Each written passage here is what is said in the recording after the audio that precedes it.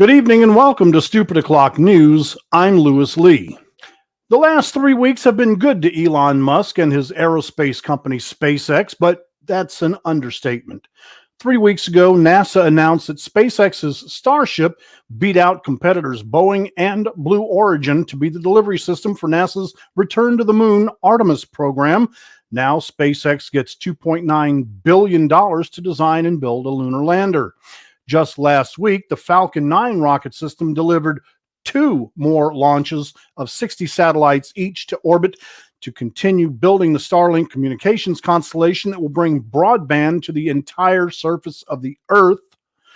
And just yesterday, on the 60th anniversary of America's manned space program, the aforementioned Starship prototype SN-15 launched, climbed to 10 kilometers, belly flopped, and stuck a perfect landing at Boca Chica for the first time, checking all the boxes on the research and development checklist. All this while sister company Tesla breaks market projections, selling out of its first and second quarter stock of 180,000 electric vehicles per quarter. And to top it off, SpaceX and Tesla founder Elon Musk will be hosting Saturday Night Live this weekend. Kind of makes Boeing and Jeff Bezos' Blue Origin look like honorable mentions at a 6th grade science fair. That's news. Now let's start the show.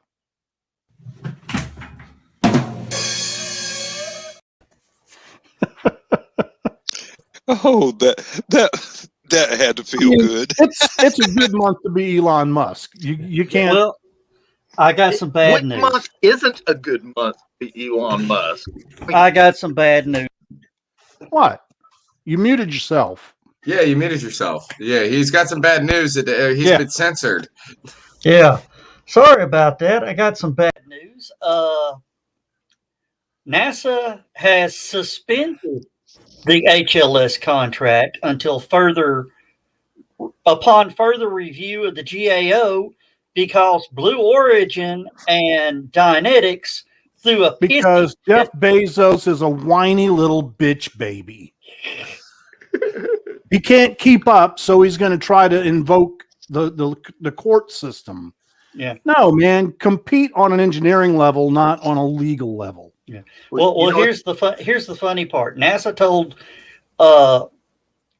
SpaceX to suspend the HLS. SpaceX says, okay, we'll suspend the NASA research, but we've still got to build it for our moon base. Yeah. I mean, Elon says, fuck it, I'm going anyway. Yeah, really, with or without do you. It whether You may as well ride along because I'm going to beat you there. Be like, okay, guys, take the NASA logo off the side of it. Yeah, pretty much. Yeah, I mean, it's not like he needs the NASA money. I'm still going to build it. Don't worry. 2.9 billion. Thanks.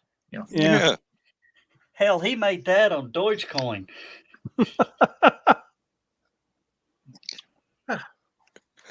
Anyway. Well, speaking of internet access. Yes. Okay. There is a program out right now because of the pandemic where you can get assistance getting broadband internet access if you make less than $190,000 in your household. And I'm like, I think that's probably all 5 of us. Yeah, isn't that like 98%? That's like 4 years pay for me. But my question, well, basically, there's only so much of it out there, and you have to file in a certain time. It's going on right now, so look it up: FTC broadband assistance. Okay. But what I'm wondering is, can you use it to get Starlink? Probably. Joe? That I don't know. Because right now, Starlink is actually the bank for SpaceX. The bank? Yeah. Starlink was developed to fund SpaceX. The money Starlink makes will be paying for SpaceX development. Cool. like any other cell phone, company. Yeah. Once they get it established, they just sit there and rake in money. Yeah, we got to throw a hey out to everybody real quick. Yeah, I was about to do that, but you go ahead since you finally showed up. Yeah, Michaela said hey, and then Carlene says hey, Michaela, and she replied back. And Carl Whitzman, I hear, had a little accident with an overnight does it involve bag. child support? With an overnight bag. Does it involve a body? I don't know, but it required bandages. So we're waiting on that. Okay, there's a story there. And I am going to throw up a little banner real quick. Because I want to try out something. Uh-oh. Everybody stuck. You've been warned. All right. Sometime during the show, when we start getting some more people in, I need you to type in the comment #WTF, because there is a new toy I want to try out. Really? The StreamYard. Yeah. I've always wondered why, if Facebook wanted to get all the bad comments off their back for a while, you know what they need to do? What? Put up a WTF emoji. No, really, if they did that, everybody quit bitching about Facebook for the next year. Yeah. And you have amazing faith in the American people. No. They're teenagers that can't do anything except pay attention to a little electronic screen and poke it with their thumbs, okay? Trust me, you put a WTF emoji on there and everybody be happy for a year. Yeah. Carl Whitsman says he stuck his hand in my bag and stuck one of those twist ties in the quick of my fingernail. Oh. Ouch. Yeah, that does hurt. Mm-hmm. Oh. I got a splinter under a thumbnail once at a roller skating rink.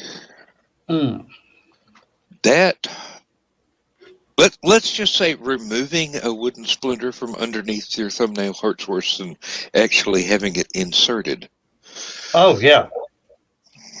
I had my head decapitated once by a piece of plate glass. Thank God for duct tape.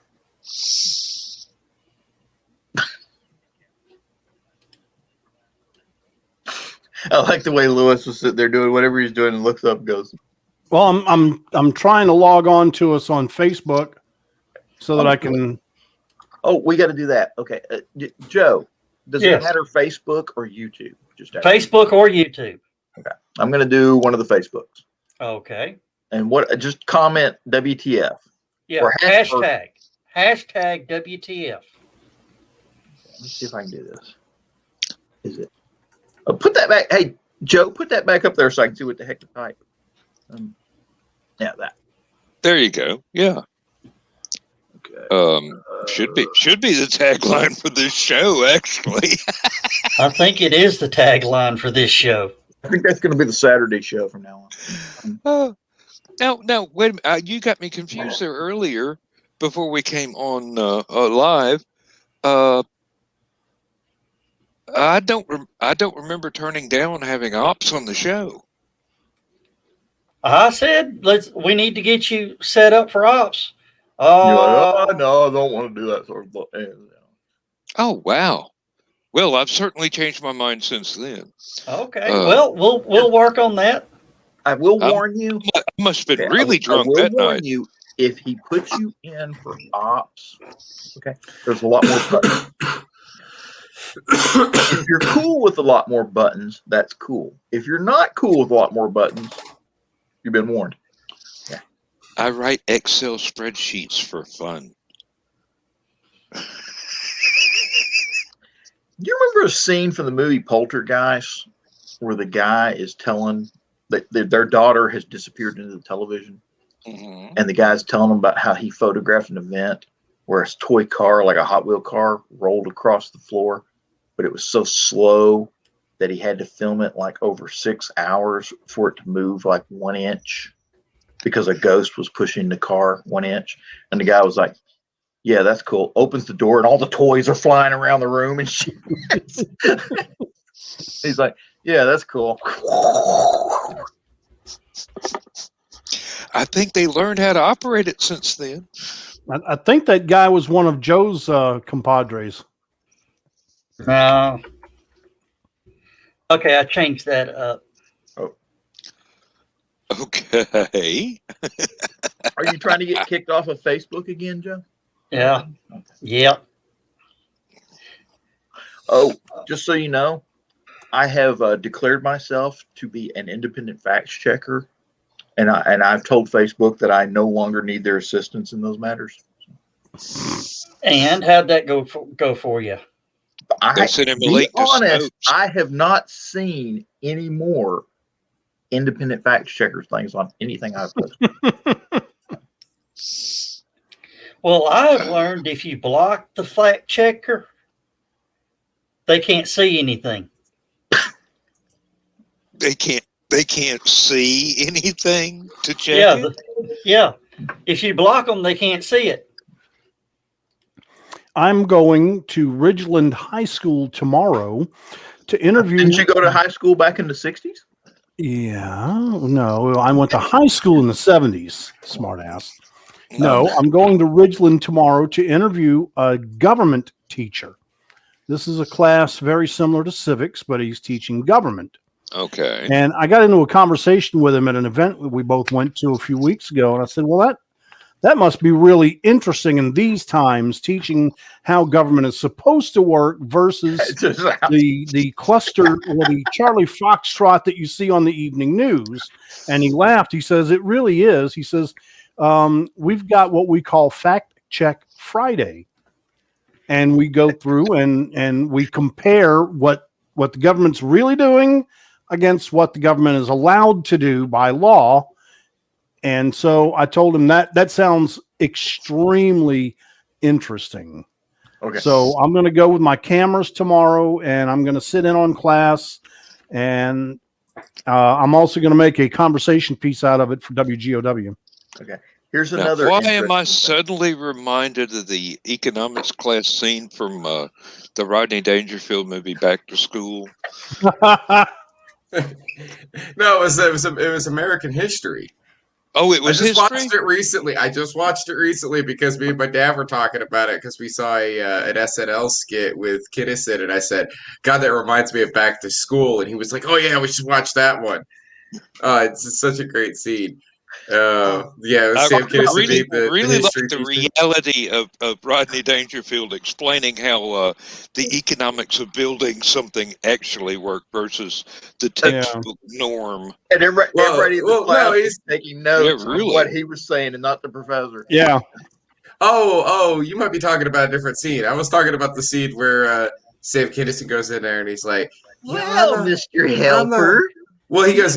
I'm a. Remember But in the beginning of it, he's like, I really like to help the kids.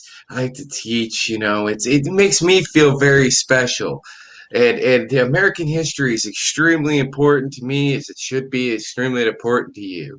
So let's start off with an easy question: who could tell me why we were in the Vietnam War? The one little girl raises her hand. And she gives her answer. Well, that's what some people in Washington would like you to think, but they don't know because I was there. I was in the neck. Starts to scream at him, and then that's when Rodney Dangerfield's like, "Hold up, she was only like 5 years old when that happened. Lay off of her." Okay, Mr. Helper. I'll tell you why. Because Nixon didn't have enough balls to be. No, Johnson. It was whatever yeah. he said. God, Yeah. It was so funny. And then you just have Sam Kinison go, "Good answer. Good answer. I've got my eye on you." He really seems to care about what I have no idea. Oh. I'll be right back, guys. I forgot something. He forgot he doesn't want to be here. Yeah, I know, right? The SNL skit with Sam Kinison that I was talking about, by the way, was great.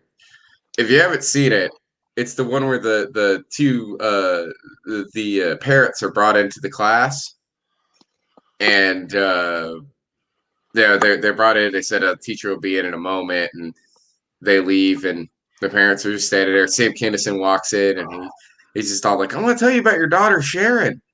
Yeah, your daughter Sharon, and she's a really sweet child. She's very beautiful. But she's stupid. You got a real moron kid here, and he's just like giving them the business about their child, and they're just sitting there like, she's only 4 years old. This is preschool. They're like, I want to show you something. You see this painting over here? You see this painting of the sun? You see how it's got the rays coming off it and everything else, and a big smiley face? Look out there. Look out there. You see that up there? That's the sun. Do you see a smiley face on that? You idiot. He starts doing this whole Sam Kinison thing. And another guy walks in, right?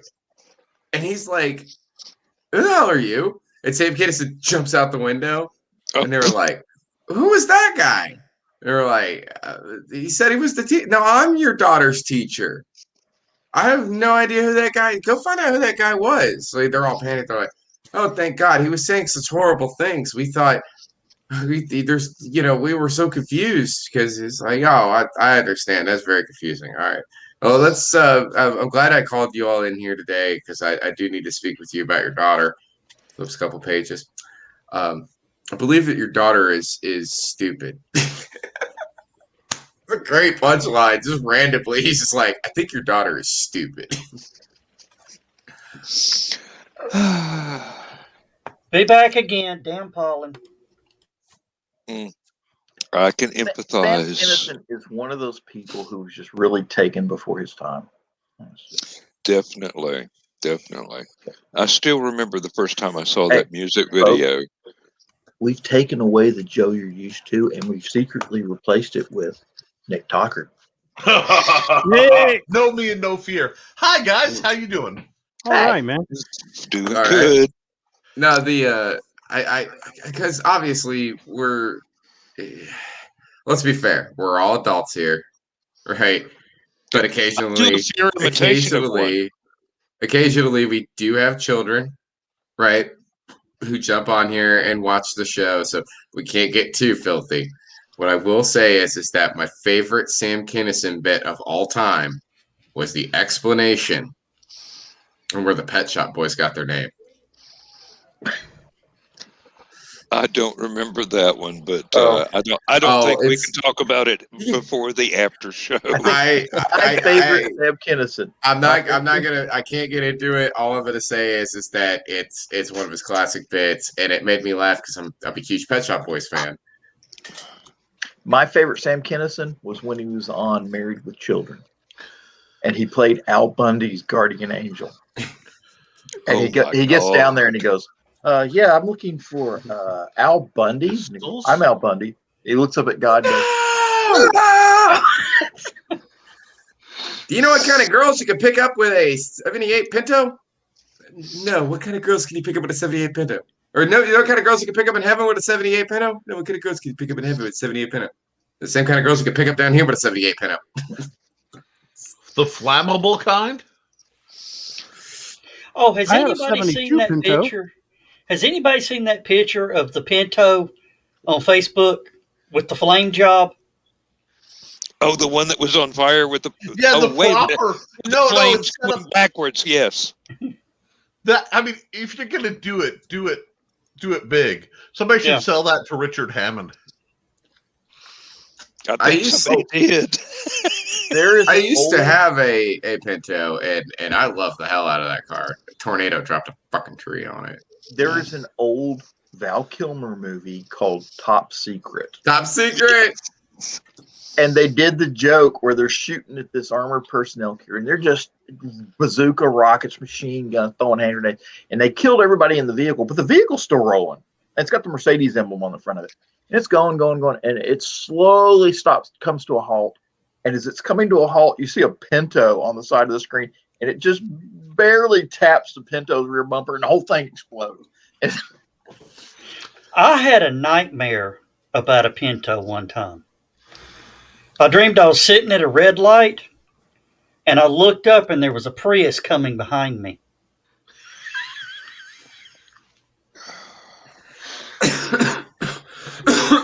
Nick got it.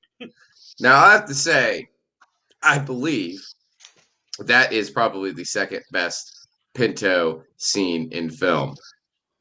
But can you name the best Pinto scene in film? Yes, Blues Brothers. They literally dropped a Pinto wagon out of an airplane for that shot. Oh, so good. I hate Illinois Nazis. I live way too close to them to not comment safely, so I won't. I'm confused. No. Carl Witzman said Nick Tucker crystals. Yes. I don't know what that's a reference to. Oh. When you first came on, Joe left, and then you came up on the screen, and I said, "Hey guys, we're secretly replacing the Joe you normally have on the show with Nick Tucker." And somebody put, "Hey, Nick Tucker." Yeah, like Folgers. Yeah. Okay. Yeah. I had. You see, this is my caffeine for the day. You know that it is intact. Well, this is my experimental new caffeine go juice. My previous wasn't quite sufficient yet, so we'll see how that goes. But Carl says that sounds Freudian to me. Carl, do you remember when the Prius had the issues of? Yeah, they wouldn't stop. Yeah, they would accelerate at stoplights. Okay, well, I have just done the little thing. I am going to share audio because I think there's audio. Afterward. All right. I'm terrified. And now I've got to come back.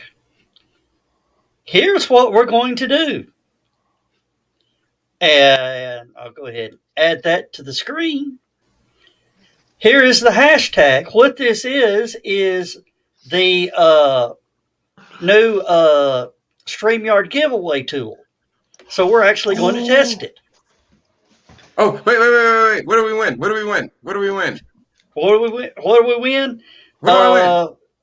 The T-shirt on the wall. What do I win? What do you want? I'll tell you what we'll win. If you win, you will get to see the 11 o'clock show on Saturday. Yay! No. Ooh. All right. Oh, wait. No, that's the All normal right. one. Here we go.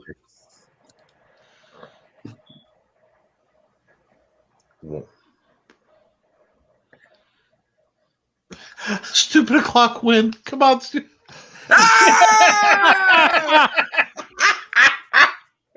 Everybody's a winner. It was rigged. These cards are This is marked. the kind of quality content I come to this show to, somewhat I didn't dissuade hear and anything, though. distract. I don't think you turned the audio But on, that brother. is a neat feature. Okay. Did it make noise? No, it didn't. Evidently, I heard nothing on my end. So Okay, so it doesn't actually make any noise, but that's pretty cool. We can actually. That is cool. That is sweet. I like that. That's a nice new feature. That is a new free. It is a new free feature for StreamYard. That'll come in handy at the convention. Oh yeah. Oh yeah. See. I'm sorry. Now it's gonna get confusing. I kind of was verbally crashing Brian K. Morris's comic show like I tend to. And someone came up in the comments asking, "Where's the dungeon guy with his whiteboard?" So I had to be sure to crash this show and do something with my whiteboard. Okay. Which in this case is I am plugging the Luke Stone Indiegogo for the. Hold on a minute. There we go. Get it. Okay, cool, guys. Luke Stone, you guys know him. He's a great comic book writer, author, and a friend. He's making issue 7 of his Hybrids, the Sons of Gods. Now, that is a really cool comic, and you need to read it and buy it. And you can find all the information right here at igg.me/@/killingfield2. But I got a little bit of skin in this fight because I designed, starting last year, the RPG to go with this comic series. I wanted And to the ask Quick about Plays that. edition actually launched like last night. So we're trying to get it up so that we can raise funds not only to put that out there and make a great game, but so I could do a whole full version of it to publish a modern RPG, that people can pick up cheaply and actually play in a modern setting and in a superhero setting. And if this works, we'll be able to connect multiple titles to the same game system. I'm really proud of it. I put in just ungodly amounts of work in the last year developing the system. So if you guys don't mind, I don't normally come shilling myself seriously on this channel. I mean, I probably should, but this is where I come for fun. But if you guys will just like screenshot that, and guys, please, we're halfway through. Our base is just trying to cover it, and it's going to be amazing.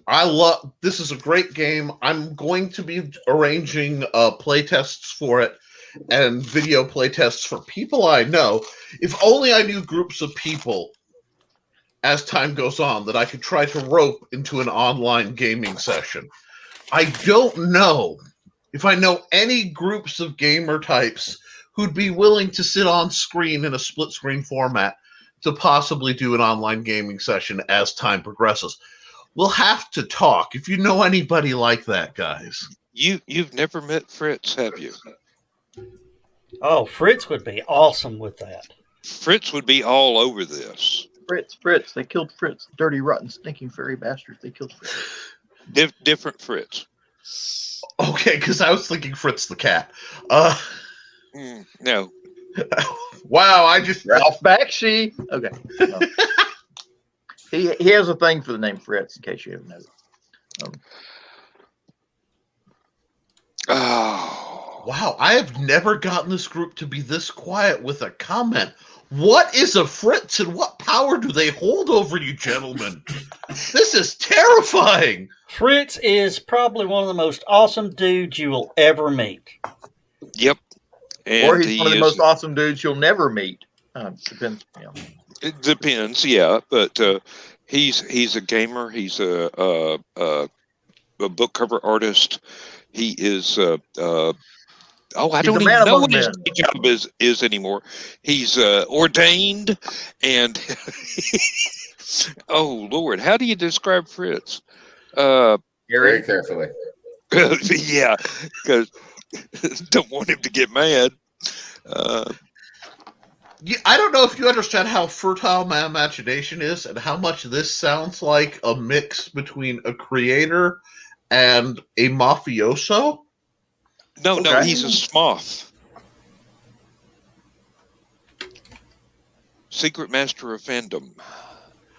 Oh, I'm sorry. I misheard you. Honest to God, my ear popped and I heard Smurf. No, he's not the least bit blue. And unless he's pitching a fit and holding his breath, in which case, all bets are off. But no. Fritz is one of the members of the convention committee for LibertyCon and has been for quite a while. He is an outstanding artist, not only with book covers, but in sculptural media as well. He's an entertaining raconteur. I mean, he can tell you stories, and you just sitting there going, "I got to hear the next line. I swear, I got to hear the next line." And also, he has applied for a higher position in his company as head of graphics for a military contractor. Yeah. I am so sorry for hearing the G.I. Joe theme blaring I through just my saw head at that something on the moment. internet today about the U.S. Army. The new recruiting commercial is an anime commercial. I would not be a bit surprised, but I cannot speak as to the veracity of that assumption. Oh God, I will be looking. Look, we gotta look that up. That's beautiful. Oh, and just so y'all know, big storm just hit Ringgold. So it's Yeah, one of it's those, going through here too. nice and sunny, and then boom, I But told it'll my be over son by as we're morning. coming home, I said, "Is it supposed to rain?" No, there's no rain till next week. I said, "Son, those are storm clouds." No, they're not. Okay. You know what you do? Handcuff them to a tree outside. But is the honey and fire ants necessary? No, no, no. But I have learned a thing that I may try on my parents' farm. We're going to buy an old mobile home and set it up out in the middle of a field somewhere, What are you well trying to away, attract tornadoes? well away from the house and the shop and everything else. This is the official decoy for tornadoes. I've Okay, always so wondered. what you do, you put yourself a big old salt lick next to it, so that next tornado season, not only is your house clean, but you got free venison. We get I've free always, venison anyway. you know those, I you can know those stand on my giant, mom's porch you know the or giant on wind the carport turbines. You know and the get. giant wind Mhm. You know the giant wind turbines that they generate Yeah. electricity with. I've always wondered why they don't put a. I've always wondered why they don't put a trailer park right underneath that. See, Because Dan, they don't want them problem- wiped out. Dan, the problem with your idea is the way that Ron White explained a hurricane and a guy holding on to a tree. It's not that the wind is blowing, it's what What the wind is blowing. And that trailer will come right through your house. No, it's an imitation trailer. We'll make it out of Paper So just bait. concrete. Just and paint it. It's Look not like nice to tinfoil. fool Mother Nature. Mother Nature. That's all I'm right. sorry, you're talking about that last really bad windstorm we had. A silo went rolling across the field in front of my house Yikes. like tumbleweed. They didn't put enough stuff in their silo before the storm hit, and it just Wow. One of What you those can- Hey, corrugated Nick, silos. I'm surprised you didn't comment on my feeble attempt at folk art. was that the very beginning of the show? No, on Facebook. Oh, you Oh, I didn't see haven't it? seen it yet. I've been Oh. working my It's very nice. It's Oh, awesome. that! No, I did comment. I'm sorry. It must not You have gone did? Wait a through. minute. That was cool. Wait till he turns it. It's 3D. 3D. I absolutely love It's that. Weird Al in 3D. Does that look like your house? The bucolic rural scene? No, you need to put about 50 of those egg beaters out there. I use the term super turbine, and I call it everything from egg beaters to props. Do the rich people's fans? I convinced the guy that was fans put in by the rich people in Lafayette to keep the wind just right. Now the weird thing is this week's tornado. And I say that lightly, this week, because we're going to have another one sometime How many? soon. Yeah. It really messed up for one of my next door neighbors' yards. Several trees down, power lines down, power pole broken off, pole barn crushed by falling trees, and that is within 40 yards of my house. Wow. Mm. I mean, If everybody you could wonders go why I keep outside looking at the and look ceiling, across the it's road. because the roof on our house is doing this. Okay. Oh, jeez.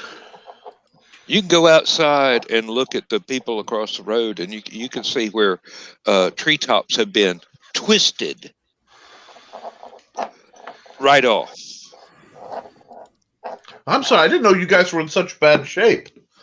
Oh, I mean, I'm like actually worried about you guys now because there's a natural feature of the geography around here that splits storms around my house. I don't know what it is. I don't know why, but I'm very grateful it does. But that means the side effects are off to the side, and my neighbors get it much worse than I do. But it was like the one tornado that went through the neighborhood went right through my neighbor's yard and did probably $100,000 worth of damage. That's terrible. Yeah, well, That is- there's one family across the street that lives in a mobile home, and it was one of the really nice ones. Tree missed their house by about 6 inches. Mm. Now, the neighbor who had the most damage, evidently, it touched down in their yard. And this is less than half a football field away. Lindsay was home by herself. I was at work. No. Mm. Now, we're supposed to shut the entire factory down and every employee get into storm shelters. They never shut anything down. We were never told to go get into storm shelters. The thing went right over the factory. I'm not saying lawsuit potential there, but I'm saying if somebody in the union management locally decided to make an anonymous phone call to OSHA, there would have been some fines involved. Oh yeah, I mean, this I was, don't know. yeah. skunk. Right. I hid in my lab. I mean, it's got no windows. It's a concrete block enclosure inside the factory. So unless the roof actually fell on it, I would have been safe. OSHA's kind of flaky like that. Last week, OSHA finally came down with punishment for a local company, Vocker Chemi, up in Bradley County. They had some contractors. They failed to give them the proper safety equipment, and one of the contractors fell to his death. The company was fined $23,000. And that's a Oh, slap on That's the the wrist. value of a contractor's life, 23 grand. Congratulations. That's a slap on the wrist right there. Yeah. Oh, that's. Slap I mean, on- they make hyper pure silicon chips for the semiconductor industry. They make that in 10 minutes. Yeah. That Yeah. fine should have Cost of doing been business. tens of millions of dollars. Skunk, I just, Yeah. I'm going to sort of change the subject. I just was watching a slight video of a panel at an event this past weekend Uh-huh. showing how to make a duct tape corset. yeah. And they Didn't you do that were, one year? they were coming out saying this is That's such a big enough. new novel idea. Oh, yeah, right. We already know that one. Yeah, it was like 10 years ago you did that, wasn't it? Yeah. Longer. And they did it wrong. It turned out crappy. Oh God. I'm sorry. I can cite another 10. Oh, didn't have time. I've been through 2.5 tornadoes. I don't count the ones that don't touch down where I am as full tornadoes. If it don't hit the ground, it don't count. Well, it skipped. So, I was in a trailer park looking up, watching it go like, really? Inside, outside? At this point, Okay, Nick, if you've actually looked up and seen one, tell me if I'm wrong.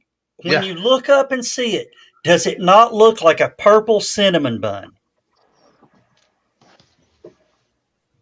purple. A purplish. That's an interesting way of looking at it. Ours was more green. It looked Well- kind of like a green cinnamon bun. Yeah, well, it looked like. Yeah, well, it sounds stupid, but if you've ever done the little kid thing where you have the tornado drain in the bottle with the 2 Yeah. liters, and you're looking up, it looked just like that. It was freaky because, like, when it opened up just right, there was a little tiny speck of perfectly clear blue. that one that hit Ringgold a while back, when it came across this ridge back here, it was moving across at an angle about like this. Oh yeah. And you could see the tail bouncing across the ridge line. I saw it bounce 3 times. And then my backyard exploded. Mm-hmm. And I couldn't see it. I couldn't see anything except leaves, wind, and rain. So Jeannie and Ira's house got lifted off the foundations there in Ringgold and moved slightly. I had 2 near misses in college. It's funny. If you looked at the records of the tornado track, it just sort of went away, blurred when it was close to the college, because they didn't want to admit how close the tornado came to the college in Westville. Weird things like that happen. But one of them, I was out in my car and I'm like taking a nap. Chinese satellite. Tornado. One of those. Okay. It's about a quarter mile. A little farther than that, maybe half a mile through going through the woods, just doing its thing. I'm like, well, we still have a show before I die. I'm sitting here complaining about this thunderstorm that's rolling through. Watch me walk out in the yard just be covered in Chinese satellite pieces. Dude, scoop them up. Really? Sell them on eBay. Souvenir. We want our satellite back. Really? Get you an acetylene torch, cut them up into 1-inch cubes, sell them on eBay for $100,000 a piece. You'll get wiped out of your inventory in half an hour, and you'll have your retirement money all set.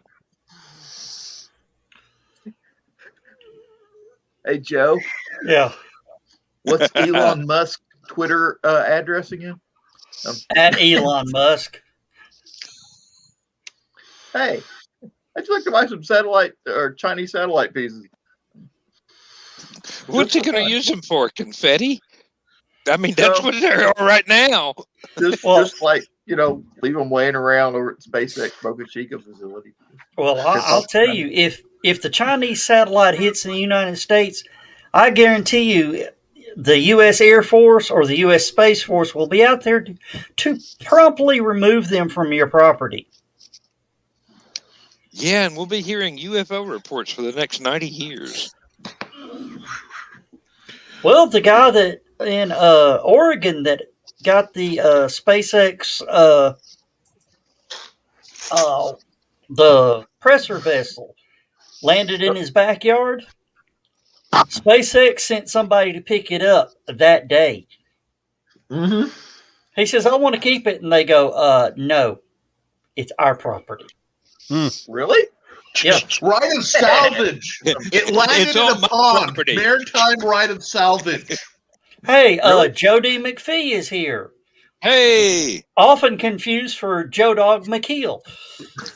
Only Brian K. Morris. You hear, Brian, or has Cookie not let you out? I just thought about something. What? Imagine for a moment the conspiracy theories and stuff that would suddenly start up if that Chinese satellite crashed down in Roswell. Oh, no, even worse. It crashes in Roswell, makes a crater, but disappears. Oh yeah, definitely disappear. They clean it up real quick. No. It hits and leaves a crater and then disappears, and then shows up 50 years ago. And Carl, as far as our spies wanting to get some Chinese rocket parts, why? They're obviously not working. And where do you think the Chinese spies got their rocket ideas from? No. Not that I want to cause an international incident or anything, but do you guys remember this was several years ago when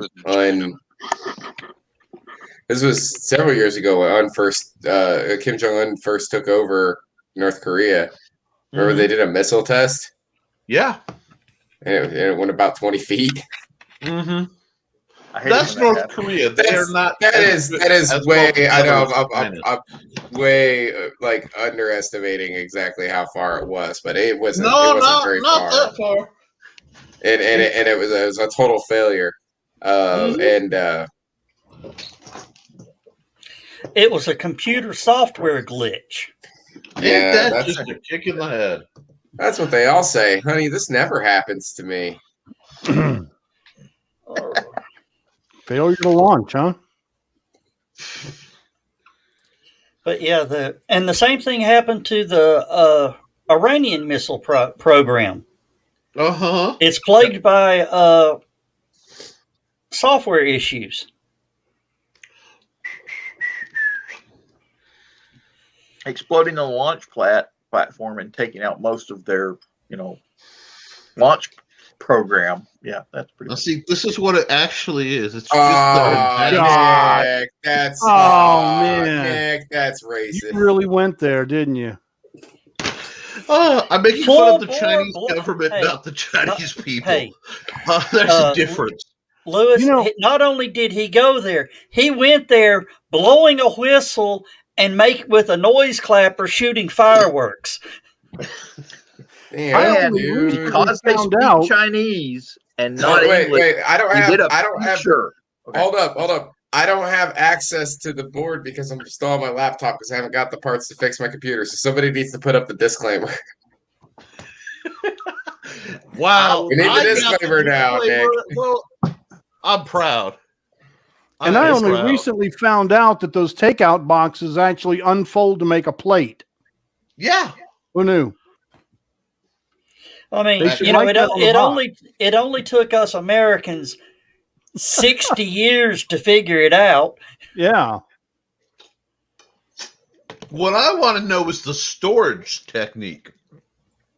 Because, a good Chinese place puts about 68 gallons of fried rice in one of those 1 quart. Now, that's the science we need to investigate. That box is the takeout version of a TARDIS.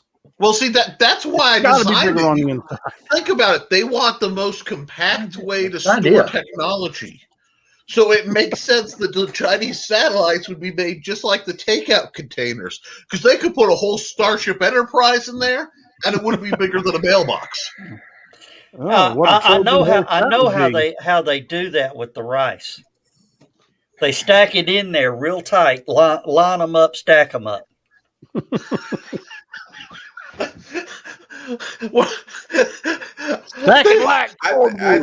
I think we need to redirect this conversation before we get in really big trouble.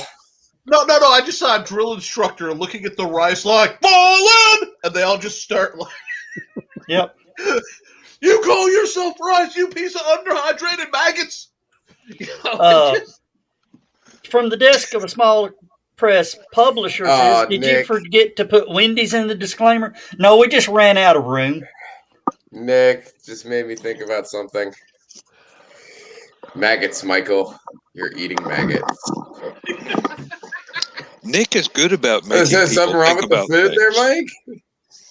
10 billion Chinese people can't be wrong. Man. Hey, I'm going to tell you this. It was up until probably a year or two ago that I started eating rice again, because I used to work for a while. Jesus. I used to, at work, I rode the back of the garbage truck, rode the iron horse. Mm-hmm. We called it the walking rice. John, I know that was you. I know you're the one that wrote that. Come on. What? Look at the banner, Joe.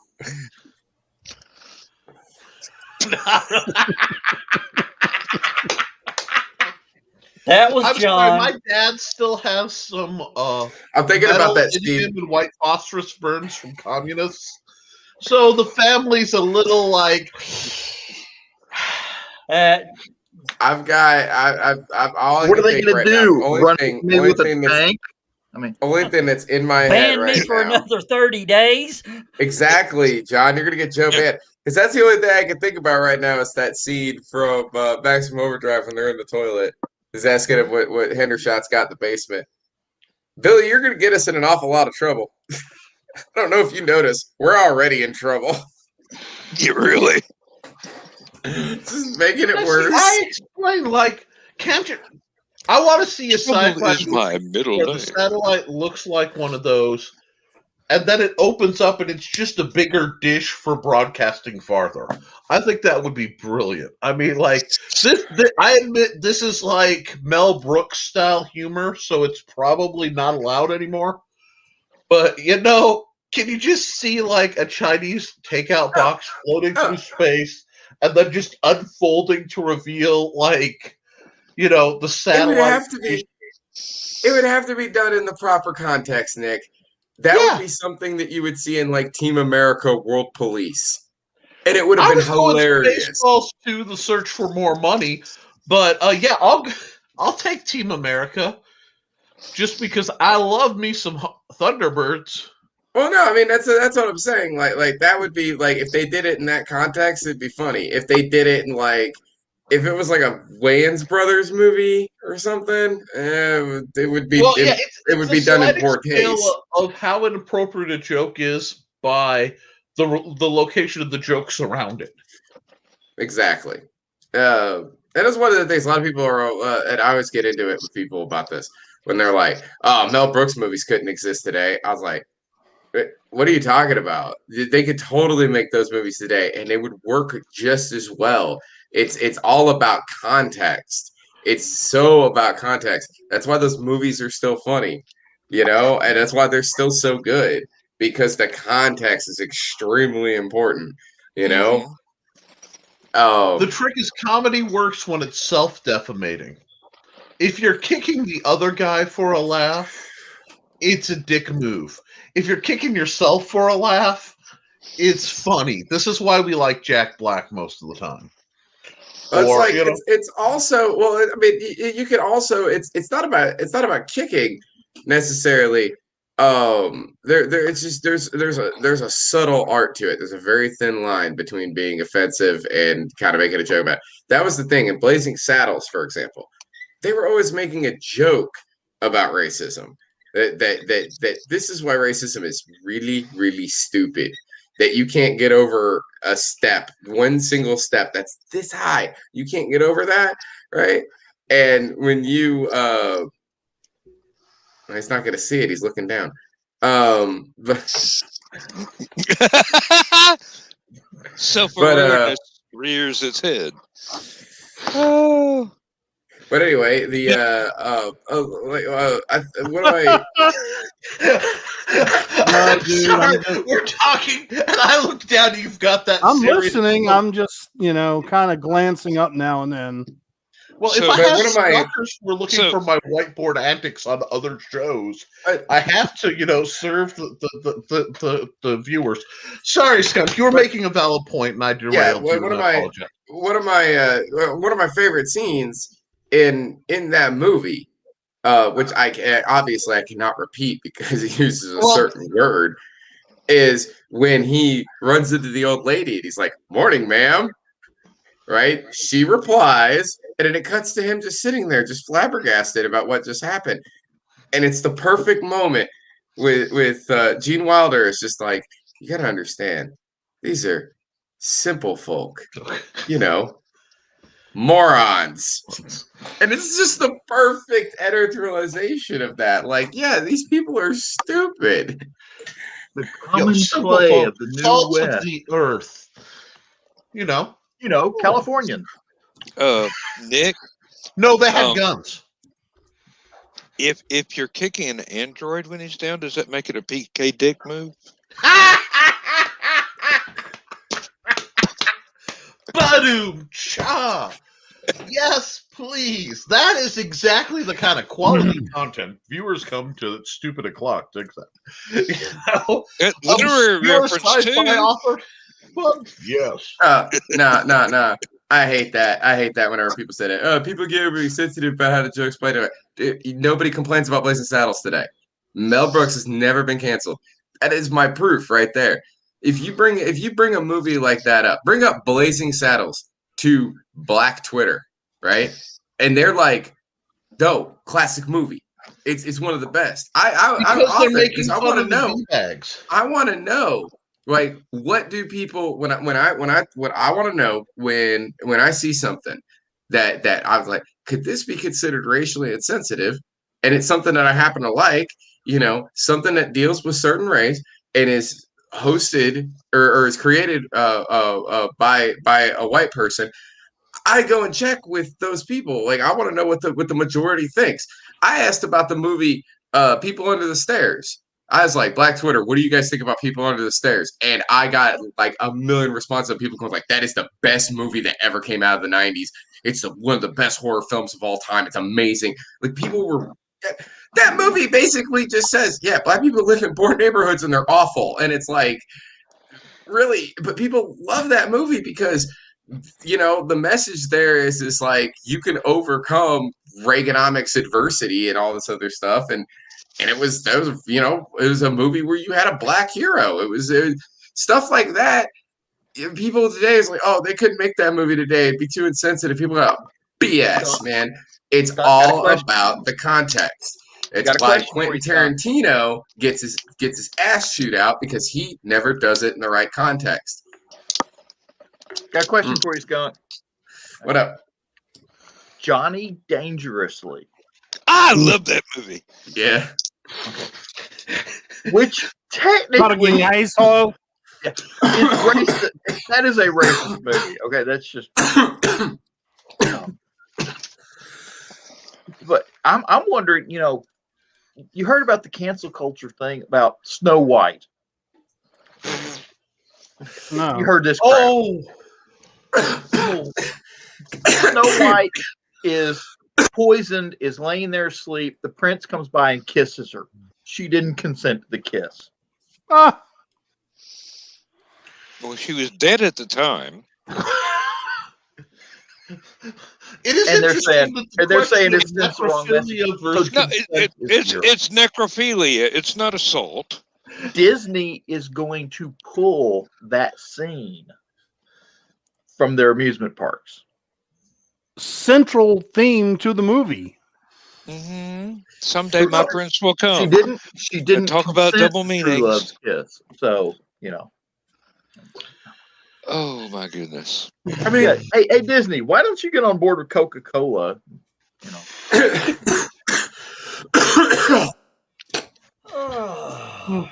What about Rudolph? What about Song of the South? Well, that's been gone for a long time.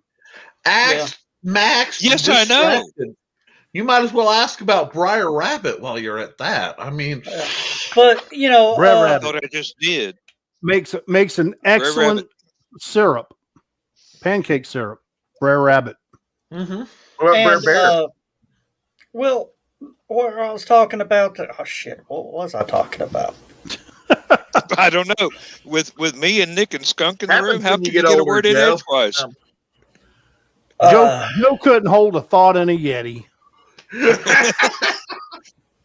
Yeah, but it wouldn't get any If he could warmer. afford a Yeti, he wouldn't need a thought. He'd hire somebody to think for him. Oh, my Rudolph. God. They were talking about Rudolph. Rudolph sends a bad message about about bullying. Well, yeah, It Santa does. knew about the bullying all the time because he knows everything. Yeah, and Santa allowed the.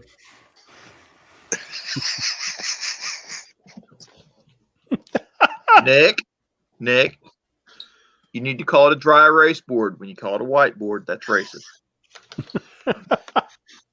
Hey Nick, love you, brother. Don't piss off the guy with the eject button. Eject. We can rebuild him. We have the technology. Oh, from the desk of a small press publisher. Yeah. How about Maybe baby? it's cold outside. Yeah. Nobody ever gets the point. She's wanting an excuse to stay. Yeah. No, he wants an excuse to stay. No. Well, she's wanting an excuse to ask him to stay. It was the And culture she's of the hard to time. get. Yeah, that's the No, problem. she's not. She's playing respectable Oh, for that time period. She That- actually wants him to stay. or she wants to stay. Look at this. She wants Oh, to yeah. stay, but she don't want people saying bad things about her being unmarried, staying with the man overnight. Yeah. Now, see, this is something that drives me. I can almost not speak. It drives me so bonkers. Mhm. You cannot take current sensibilities and apply them historically. It This is doesn't true. work. Really can't stay. What we think is normal wasn't normal then. And you may Mhm. disagree with it, but historically, that's just how they did stuff. You can't just go back and constantly, and that's the problem. We want to look through things historically through the lens of our own systems of belief or religion or lack thereof, and it doesn't make sense, or it seems it. And you got to look at it through like they're living the life there. You know, it's like all these reporters who go to war zones and have no idea what it's like to be in the military, putting bizarre spins on what the military is going through. Yeah, that doesn't happen very often. No more than once a week. But Okay, For that example- just riled me up. And since we got a professional newsman here, Where? Oh, what do you think of the term embedded reporter? Well, it simply means that it's a reporter that has been assigned to a particular unit to follow that unit and report objectively. Okay, because there was a big stink about it that one says, why are they embedded? Why are they not just reporters? But aren't those embedded reporters? Don't they have a little bit of training how to keep their head Yeah. from being We I was, blown I off? was embedded. trained I was ours. embedded with a Louisiana National Guard unit during Desert Shield. Okay, that's where I got my first passport stamp for Saudi Arabia. Okay, and believe me, you go through the training. They give you a 1 week boot camp, and I got mine at Fort Puke, Louisiana. We were training our guy. We were training him in Kuwait. They assigned him to him at the last, like we're 3 days away from going across the line up into Iraq. They had our guy, and we told him, and we were training him and showing him, wear the armor, this. Here's first aid kit. Here's fire extinguisher. All this sort of stuff that you have to know about going. We're in a Humvee, and Humvee has 4 seats and a gun position. Because there's 5 people in the vehicle. You got the driver and driver's seat. Vehicle commander's next to him. Got a guy behind him that's a ground pounder or troop or something like that. We told him, this is your seat right behind the driver. You will always sit here. That's why we were telling you where the first aid kit and the fire extinguisher is, because there's the fire extinguishers right there in front of your knees. First aid kit's right here. Get familiar with the clips in case you have to hand the fire extinguisher off or the first aid kit or something like that. Just, you will always sit in this seat. You won't sit in that seat over there. He goes, why not? It says, that's the side the IEDs go off on. And if we roll past one, those 2 guys are dead. You might survive in this seat. Yeah. You may have blood and tissue on you, but at least it won't be yours. it always astounds me when you bring up practicality and real world experience into a situation where someone that you're talking to has only a theoretical grasp of reality. We gave that same briefing to our interpreter. But you will always sit in this seat. And the reason is, says this is the safest seat in the vehicle. Something goes off, says it's either going to go off in front of the driver, in front of the TC, or right up underneath this guy next to you. And you'll have the whole drive shaft and everything like that between you and all this gear up here. Says that's the safest seat in the vehicle. And he's like, I thought you were just putting me over there because nobody likes that seat. Says, hey, I don't like sitting on the other side. Let me tell you. I want that seat. Really? I want to go home. You got the best seat in the house. because you're the most important guy. As Yeah. far as when it comes to doing our mission, the interpreter is one of the most important guys in the platoon. Have you seen that new show, The United States of Al? No. It's Never heard about an Afghanistan interpreter who is sponsored by and brought back to the United States by the Marine that he was assigned to for like 3 tours.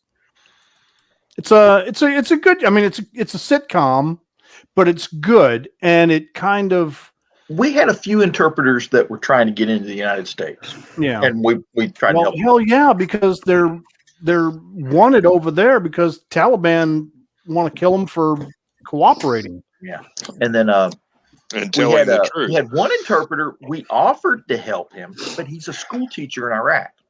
That's his regular job. Yeah. And he's like, no, I don't. I'm not. This is my where I live. You know. We called him Sam because we couldn't pronounce his name. Cool guy too. It's kind of funny. He's getting ready to go home one day, and I'm on one of the gate guard positions. He'd get ready to go home, and when they come in, they have to check in their external ID and take an internal ID. Mm. No. So he's leaving, so he turns in his internal ID, picks up all stuff. He reaches into a box of all stuff in it and pulls out. It was a Pakistani-made replica of an H&K 94 machine gun. Okay. He pulls it out, slaps the clip into it, charges it, puts it on safe, hangs it on this little clip over his shoulder and says, see you guys tomorrow. Wow. What are you doing with that? And he's like, it's not real safe for me to drive home.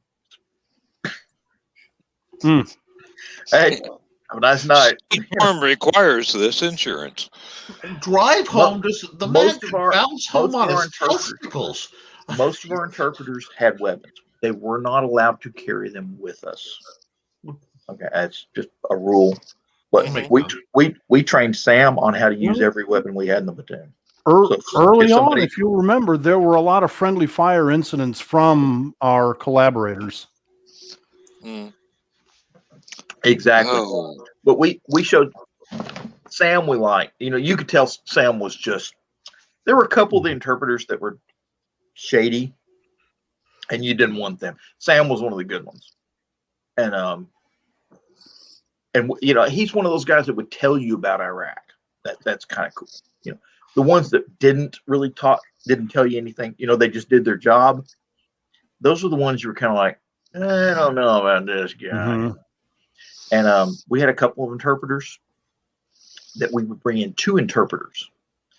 And we would have one guy do the interpreting and one guy stand in the background watching him do the Double interpreting. checking. And he would be like, he ain't exactly doing a good job here. Yeah. And we fired a few interpreters because of that. Because they weren't either A, they were stupid, or B, they were trying to screw things up. Yeah. Were these guys getting paid well? Oh yeah. Sam bought a Mercedes. We were only there a year. Wow. He was on the Uncle Sam plan. Cheaper over there too. Were you in Baghdad when they tore the statue down? No, I was way later than that. Oh, okay. I thought maybe That was. I'm trying to remember. That was 2003. I didn't get there to 2004. So. Okay. Somebody was telling me that they were told not to help them tear the statue down. That was the Marines that did that, by the way. Oh, okay. That was a Marine vehicle that pulled that thing down. So. And somehow some Yeah, you tell the Marines not to tear something up, you might have. What was the point? Those guys can screw up an anvil. It broke. I don't know what must have been defective from the factory. Why is this ball bearing flat? You know, it looks like a manhole cover. Left him alone 5 minutes. Yeah, one of my grandsons was over there for 2 tours during Desert Storm and a little bit later. and he wants to go back as part of the crew of a security company because he cannot adjust to being back over here. That Hmm. happened.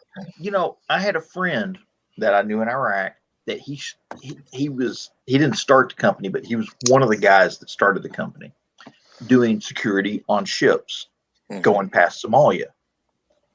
Ooh, that's a challenging Anti-pirate. assignment there. Well, and we were talking about he wanted my advice on a few things, and we were talking equipment basically. And I was looking at his equipment. I mean, I'm like, shit, what? You got 6 people on board and $250,000 worth of equipment? You know, because Well, if 90% of Got it's ammo, I exocet would missiles in agree. there. No, he's like, I looked at the list and he had like H&K 416s, which is their new 5.56 assault rifle, and all the magazines, night vision goggles, thermal sights, and all. And I'm like, dude, says you can't afford. You know, your company will not buy this. Okay, you just can't afford it. Yeah. Unless the U.S. government's backing you, you can't afford this stuff. Okay. And I said, so we're talking about it. And I said, you know, why are you buying U.S. and German equipment? Well, what's the best stuff out there? Says, no, it isn't. It's just high priced. Says, and I can't tell you that I showed him a website for an Eastern European country Mm-hmm. that makes web. I won't mention which one, but Yes, well, I showed him this website, and what's funny is But you can pay them with a check, right? no, Oh no, that okay. but it does No, rhyme. that It does would be a rhyme with the black mark popular against chainsaw you. brand. Okay. Not Poulin, but close. Anyway, I went to this. I showed him this thing, and these guys basically are the guys that equipped this country to join NATO.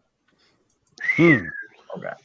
So, and when they joined NATO, this is the company that equipped them to be NATO compliant. And he's looked at it, and he's like, his $250,000 shopping list got cut down to about half with better equipment. Mm. And that was just, and he asked me if I wanted to go over there. I said, no. Like Dan was joking, or like Lewis was joking about earlier, what did they get exocet missiles? I was actually expecting to start seeing the Somali pirates running around with some sort of anti-tank missile or something like that and start, nailing them. Willow. Yeah. And I'm surprised that didn't escalate. Oh, and don't say espresso for espresso.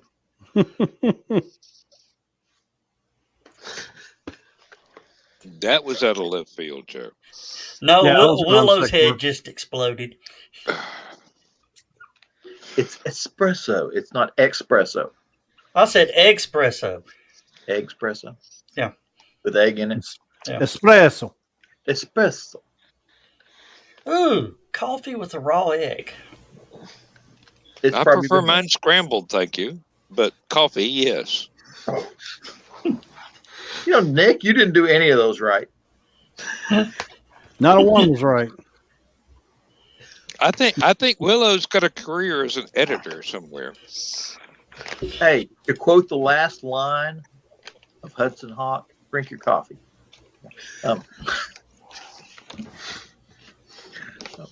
You said you asked why does this ball bearing look like a manhole? Reminded me of a topic we covered earlier. John, where is that manhole now? Should be halfway to Alpha Centauri. Oh. So we don't know. We don't know. They sort of tracked it. That's. You know what? I have a question for you guys, and it's a semi-serious question, but 42 on topic.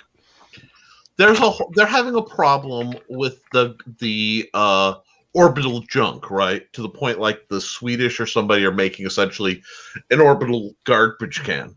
Right. Has any of that bumped into the Black Knight object that The you Black know of? Knight object is orbital junk. Well, I know, but like there's a lot of debate over its origin, and a lot of people get really happy over it. So I was just wondering if any of it is smacked into it once I it even think starts I flowing. think the Black Knight object burned in a long time ago. So Oh, okay. because it wasn't solid. It was it's like flexible insulation. Right. Although back when I first read about the conspiracy theory involving it, I thought it would be a great orbital vehicle waiting for somebody on the ground to discover the other half to fly up and mate with it and go off somewhere. It was no, they know what it was. No, It's it's just a the blanket. conspiracy theorists just ran with it. But it was Yeah, they lost an insulating blanket. That's all it was. yeah. And as it floated through space, it kept changing shape, and everybody said, "Hey, look! It looks like a chess piece." And somebody said, hmm "It looks like a scrambled egg. It looks like a cup of espresso." You know, And it's been there for 10,000 years and it's sending off radio signals. Excuse me? I have to admit, I may have used that as part of the inspiration for Eyes to the Sky. That was part of what the late night conversations amid young geeks trying to decide what you think that is with no information to back it up. hmm Somewhere where 3 a.m. meets about 6 liters of Mountain Dew and the pizza grease is getting cold. Dude, I'm telling you, it's a system and it's waiting, right? When we hit a certain technical level, rockets fire, bam, knocks us back to the Stone Age. You know? That's why when I decided to adapt it for story purposes, I made it into something waiting on the good guy. I basically borrowed it to be the remains of an experimental defense system that sends robots that basically turn all your mechanized equipment against you as like zombie mechs. hey, I think I saw that movie. Didn't it have a truck with a Green Goblin face? No. It had Tom Selleck in it. And the lead singer from Kiss. Gene Simmons? And Or no, and Ace the Frehley. lead- and the lead singer from Animation. Really? I wasn't aware of that. Cynthia That was Rhodes. before Blonde. that was before Animation came out. No. Gene Simmons was in it, and Tom Selleck was in it. Runaway. And Christy was in Star Trek. Christy Christy Alley. Peck's Yes. the one. Christy Al. Okay. Back in the good old days. Yeah, I was gonna.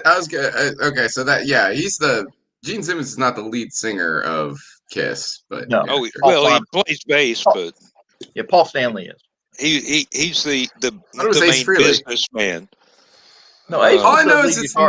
not. I know it's not. I know it's not Gene Simmons, and I know it's not Peter Criss because I Paul know Stanley. they're the two that I actually know who they are. They're the only Yeah, well, two that I.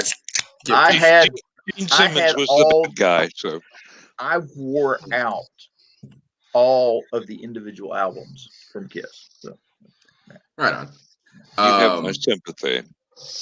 no, they were actually pretty did you good. ever Well, see- they were half good. But, Would you guys ever see Trick or Treat? I've done it a few times. No, the Paul 80s. Stanley. Thank you, Bill. The 80s horror film Trick or Treat. Nope, never seen it. Fantastic movie, right? It's there's Gene Simmons and Ozzy Osbourne have cameo roles in it. But it's You can do it, Ozzy. Bite his head off. but it's got anyway. It's got Keep going. Keep Mark- going. it's got Mark Price from Family Ties, right? This is pretty much right after he was, because he was a child star and this is about teenage years at this point, right? He plays the main character of this film. And he's this metalhead in the 1980s who's obsessed with this Alice Cooper style shock rock artist. named Sammy Kerr, and Sammy dies in a mysterious hotel fire, right? And they're like, how he's devastated because his hero, because they went to the same high school and everything, and he idolized this kid, this rock star, right? So he's all bummed out and he's depressed, and he goes to go see his friend who works at the radio station, the guy that's played by Gene Simmons, and Gene's got some acting chops on him. I didn't even realize it was him at first until I knew he was in the movie somewhere. Yeah. Ozzy's easy to spot. He plays a TV preacher. It's hilarious. But okay, now I do know which movie you're talking about. But That's funny. Gene Simmons' character is he just doesn't look or sound or anything like Gene Simmons. And then you see the credits and you're like, oh my god, that was Gene Simmons. Holy shit. Right? But he's got some acting chops on him. Like, he does a really good job in the role. But as the story goes, he has the test pressing of Sammy's final record that was about to be released before he died. And now, because he's dead, they said they're not going to release it. So he's like, this is the only copy in existence. And, Sammy would have wanted you to have it. And so he gives him the copy of the only remaining copy of this record. And it's not PVC, it's acetate. So it's big, heavy, test record, right? And so he has the master copy of this record. No one else is supposed to have it. And it's got messages on it from Sammy. And when you play it backwards, it allows him to come back from the dead. Oh, okay. So it's basically if you thought Nightmare on Elm Street 4 was the MTV horror movie, you haven't seen Trick or Treat, because it is seriously the most rock and roll thing ever. And it's awesome. It ended up becoming one of my favorite movies of all time when I first saw it. I didn't even know about it. I'd seen it, the DVD cover that you'd see at like truck stops and stuff, where it's like Trick or Treat starring Gene Simmons and Ozzy Osbourne, and it's like tour pictures of them, and it looks like the worst movie ever. But then, like, if you actually watch the movie, you're like, oh, this is actually really good. Like, it's excellent film. And it's got some gnarly scenes in it. And Sammy Kerr, by the way, is played by Tony Fields, who was a solid gold dancer, right? And he worked with like Michael Jackson. He was in the film version of A Chorus Line, right? Amazing, like, just absolutely amazing dancer. He did all of his own choreography and some of his own stunts in the film, and it's crazy because he's like 6 foot something.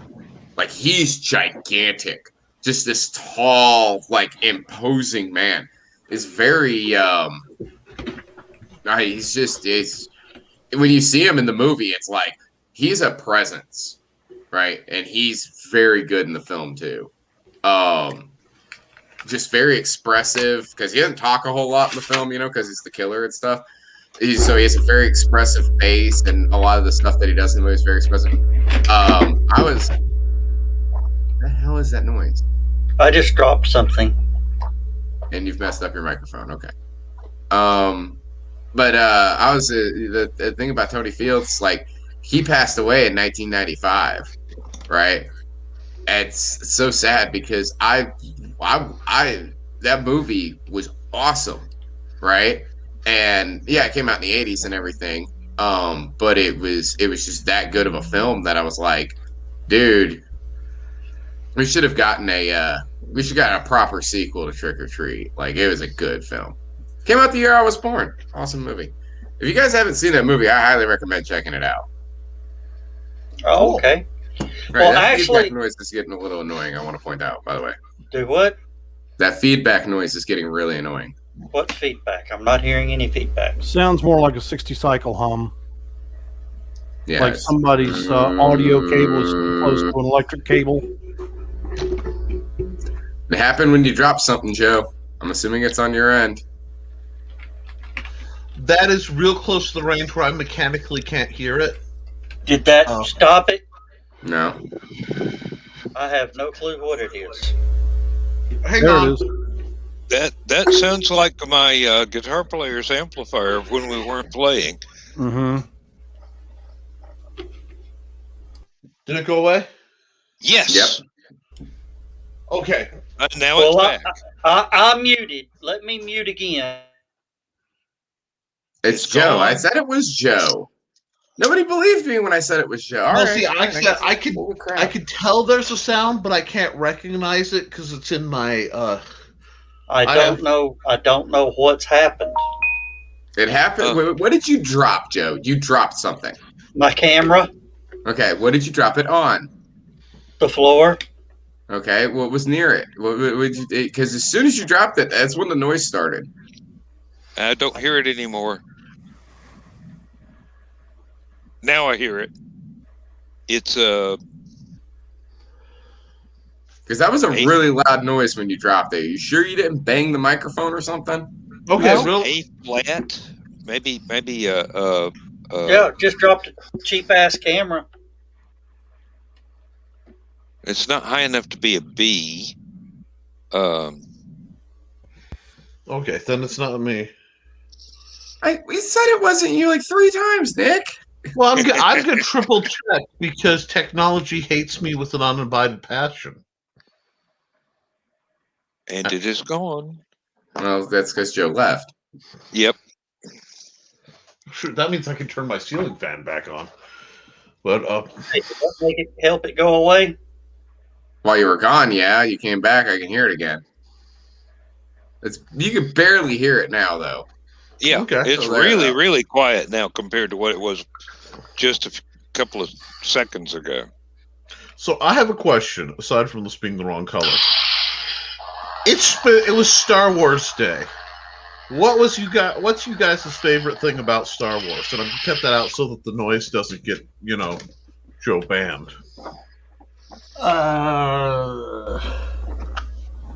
It started again. Well, it wasn't standing in line for the 1977 original film, but it might have been experiencing the 1977 original film in the theater. Yeah. Yeah, because before that, the best special effects I'd ever seen was 2001. Yeah. And I honestly don't think Star Wars special effects were any better, but they were more active. There was a lot more action. Mm-hmm. So that was the first time I'd seen action plus high grade special effects together. And Well, high grade for the time, but yeah.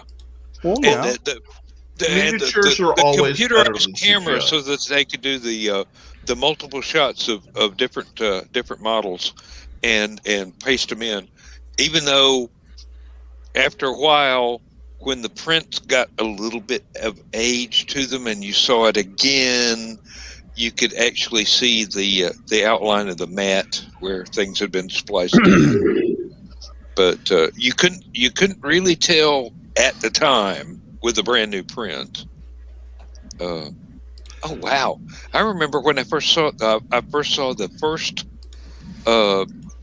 theater advert for Star Wars when there was only going to ever be one. Mhm. It was during Tommy in quintaphonic sound, and it was cranked way up in the theater for that. And Tommy was really good, but I'm sitting there going, "What is this advert?" And I've got to see that. I've got to see that. And I swear to this day, I thought I saw scenes that wound up 2 or 3 movies later when those sequel movies had not even been proposed, much less filmed.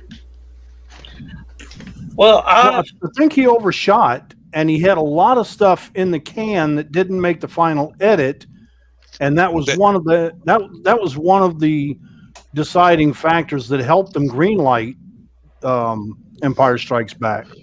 So he had lots of extra stuff that eventually would show Yeah, up. that didn't fit in a 2-hour movie. Yeah. Yeah, Every time Dan opens his mouth, I hear that sound. Okay. Well, guess what? I got to talk about something from this weekend that I completely And forgot talks. about at the start of the show. I talked to this guy from Three Ravens Publishing at the event, and he had this nice display set up. And at the display, there was a book that I just got to show, Abducted by a Tom Darby adventure from, which is available on Wow. Amazon, or is it threeravenspublishing.com, Dan? Yes.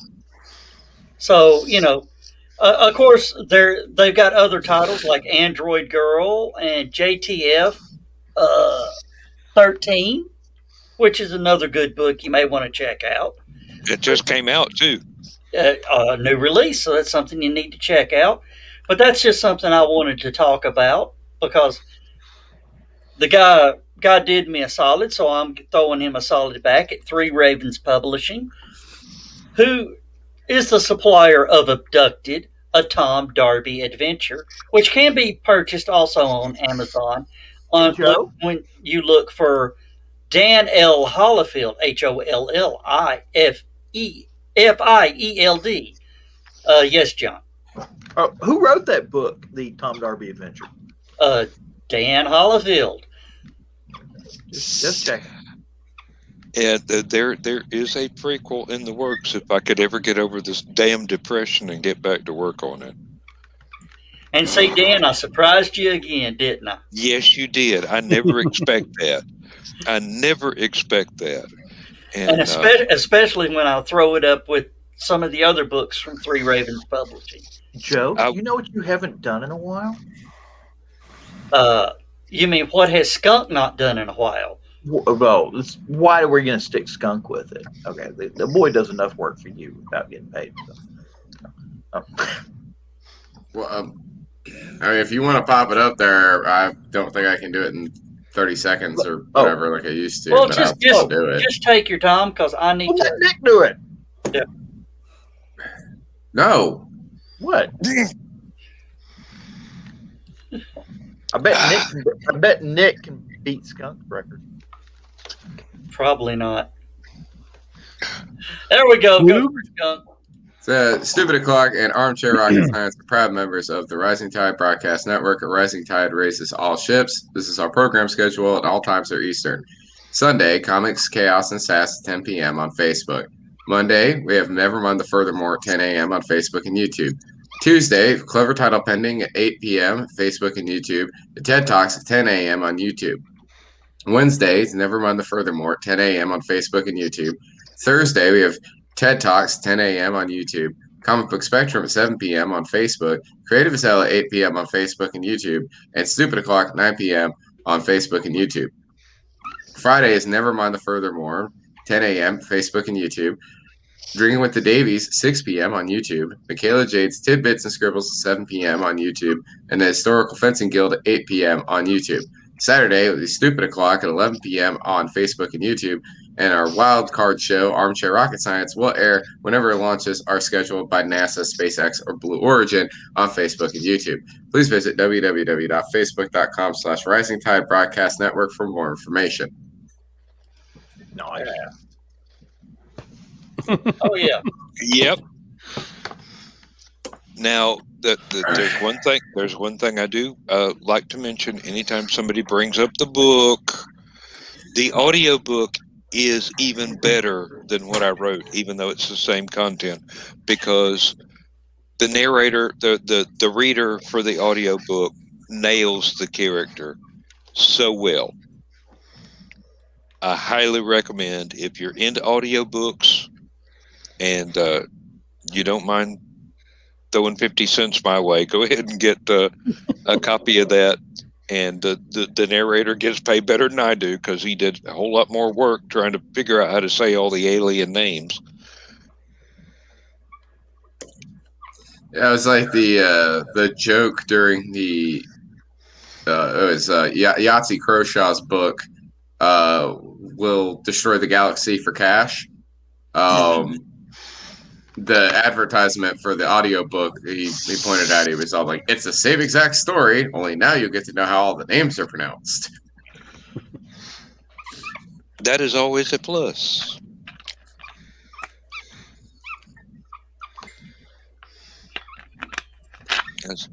Somebody's chihuahua needs oiling.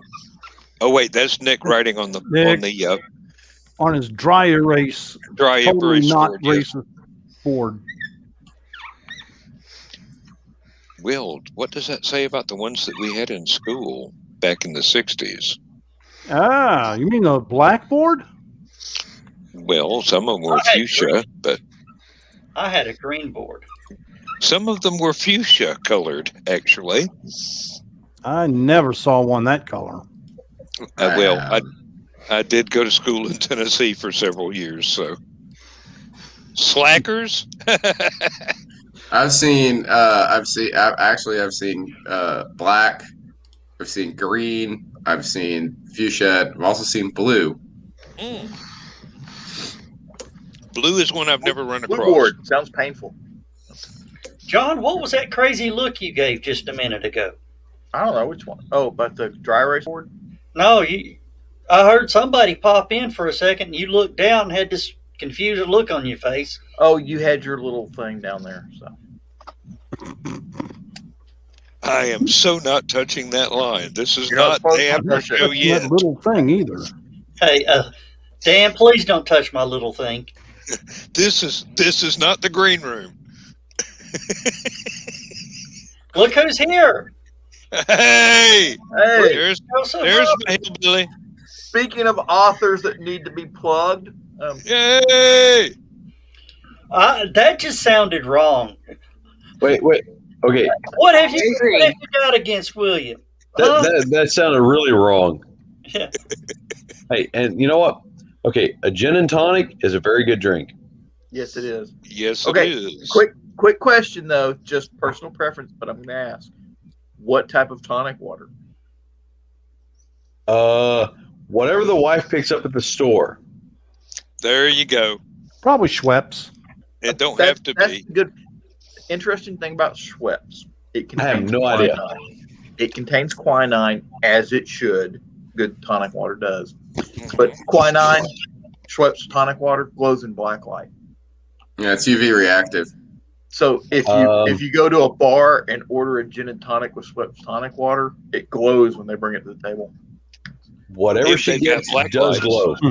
So And it is part of an old cure for malaria, or not a cure, but a treatment.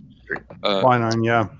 Which is why gin and tonic is the official British drink of going anywhere other than Britain. Where they're- They don't drink the local water. B, Uh-huh. they drink gin. So yeah. Yeah, and there might be mosquitoes there. Oh, and There's hello, always Brian. mosquitoes there. Writers, yeah. Hey, I wonder sometimes, our government has this thing about dropping hundreds of thousands of mosquitoes into a southern state to test biological warfare agents. Okay. Does any other country actually produce mosquitoes to drop on their populace other than the United States? Weaponized mosquitoes? I wouldn't put it past them, but I don't know of any. I mean, think it is a if I government. They remember are the evil. If I remember the numbers correctly, since the 1950s, the United States government has actually dropped, I think, 500 million mosquitoes in the state of Georgia. Like Yeah, we most of them needed wind up in more my yard. mosquitoes. That's, Well, now they're bombing Florida. Florida is getting mosquitoes. Oh, The and bad thing is that invalidates the experiment is that I work in a fiberglass insulation plant, so I don't notice the itch. Mosquitoes can bite me all day long, and I don't even know. Skunk, are you sleeping? No, Nope. You look I'm like you're just talking kind of too much. zoned out and sleeping, man. no. William, we threw a plug up, and this was the picture I posted for Three Ravens Publishing and Abducted by Dan Hollifield. And we also plugged the Android Girl and JTF 13, and I couldn't read that bottom one. So what is that? Oh, the bottom one Critters is of Unusual Size. right. Critters of Unusual Size by J.F. Posthumous. It's a good little novella. Now, since you threw up JTF 13 and the Origins cover that was there, that is actually free until Monday. If you go out there and get the ebook now, you got it for free. Cool. And currently, as of a few minutes ago, we were at number 5. And it's slowly climbing the charts. And where is it? Where can it be gotten free? Over on Amazon. It's sitting at number 5 right now. I'll be bringing my Kindle home from work tomorrow, and then I will get my copy. Mr. Roberts. Does it have to be on Kindle? Can you download it to your computer, or does it have to be Kindle? Well, it's on Amazon for free, so I guess it has to be Kindle. You can get the Kindle app on your phone, and then it'll show up on your phone and on your Kindle device. Yeah. Or Okay.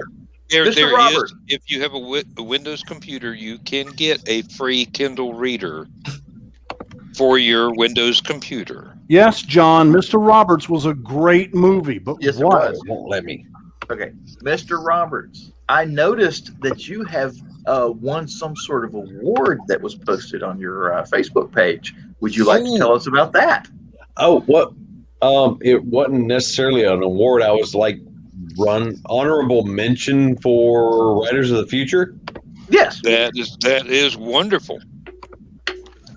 That's getting right on up there. And right there,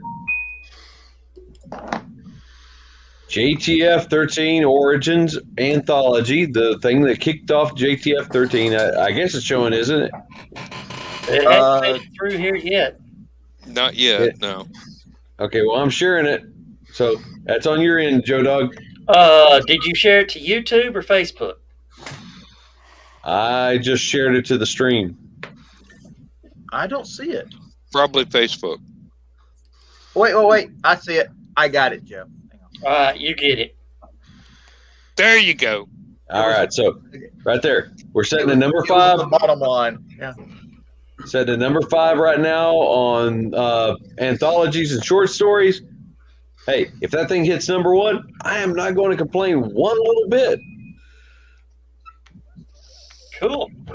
Who'd we lose? And well, okay, now interesting story. Okay, so I wrote the first novel in the JTF series called Widowmaker, based around It is excellent. air crew and ground crew just after the Normandy invasion, dealing with gremlins in France, and centering around like a P-61. I love that aircraft. It's just a beast of an aircraft. Oh, God, yes. So the next novel in the JTF series is called Sea Serpent, which if I can pull up the image, I'll show you, by John Stacy Worth. And it was supposed to be releasing this month, but we're kind of winging it right now because John is sitting in the ER. Well, not really ER, I guess. He's in the cardio lab. He's supposed to be getting bypass surgery tomorrow. Well, best It of was luck. a random happenstance. He wasn't feeling good. The wife got him to go to the doctor. There you go. I'm sharing the cover for his. He's been doing edits. I guess he's sitting in the hospital bed doing his edits because he keep getting these notifications from Google Docs that he's resolving this stuff. I'm like, well, okay, dude's doing his diligence before he goes to the surgery. He's probably bored out of his mind. He's probably bored out of his mind, but there's the cover for Sea Serpent by John Stacy Worth. It will fall into the legacy novels for JTF. We have decided to split the series into modern day and our legacy stuff. Yeah. So I got a question about the one about the gremlins. Okay. What'd you say it was? P6? Widowmaker. P-61 Black Widow. P-61 Black Widow. Okay. Is one of the crew there a Bronx fella with long ears? grayish skin? No. Okay. Oh, no, Bugsy's not there. All right. Leave it to me to get the reference. Leave it to the Yeah. old part to get the reference. Yeah. All right. You Since, can't since talk you're, bad since you're about them bringing it unless up, you are one, and you are one. Yeah, I know. since you're bringing it up, there you go. I shared the cover for Widowmakers. That is a wonderful book. Let me tell you, I've read it like 5 times now. Oh, really? I did leave a review, didn't I? Yes, you did. Thank you, by Good. the way. Good. Though that review is no longer attached to it since Canon Publish relinquished control of JTF. They signed it over to me at Three Ravens, and Amazon no longer transfers the reviews. So I'll have to do another one then, damn it. Yeah, hey, that would be appreciated. I tell you guys, this is an excellent book. The characterizations are just absolutely believable. The dialogue is natural. Yes. Beautiful plane. Possibly the sexiest airplane of World War II. Yes, and they were designed. They were the first aircraft with a radar installed on board. The A models had had 4 50 caliber machine guns on the turret up top, and they had 4 20 millimeter cannons underslung on the fuselage.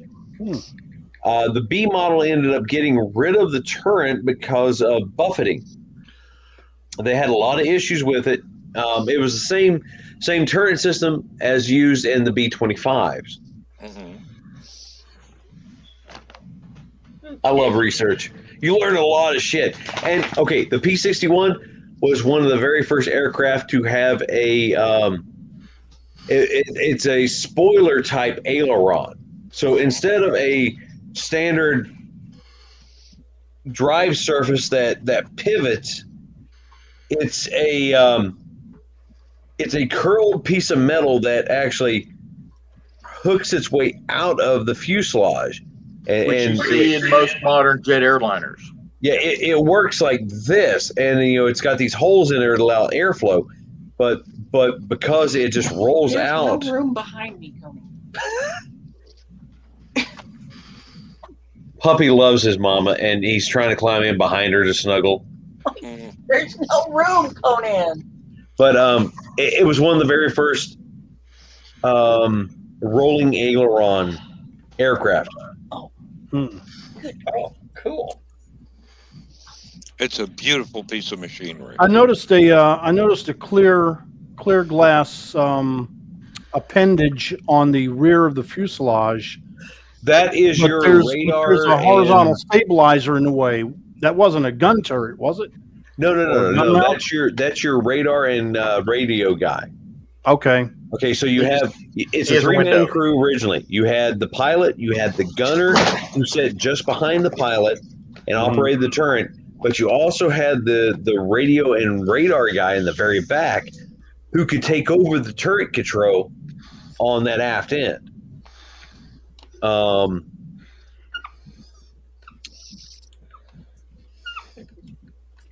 I love your descriptions of the mechanical workings of the plane. I really do. That added a little extra spice to the story, knowing that this was some accurate stuff being relayed here as to how the thing actually functioned.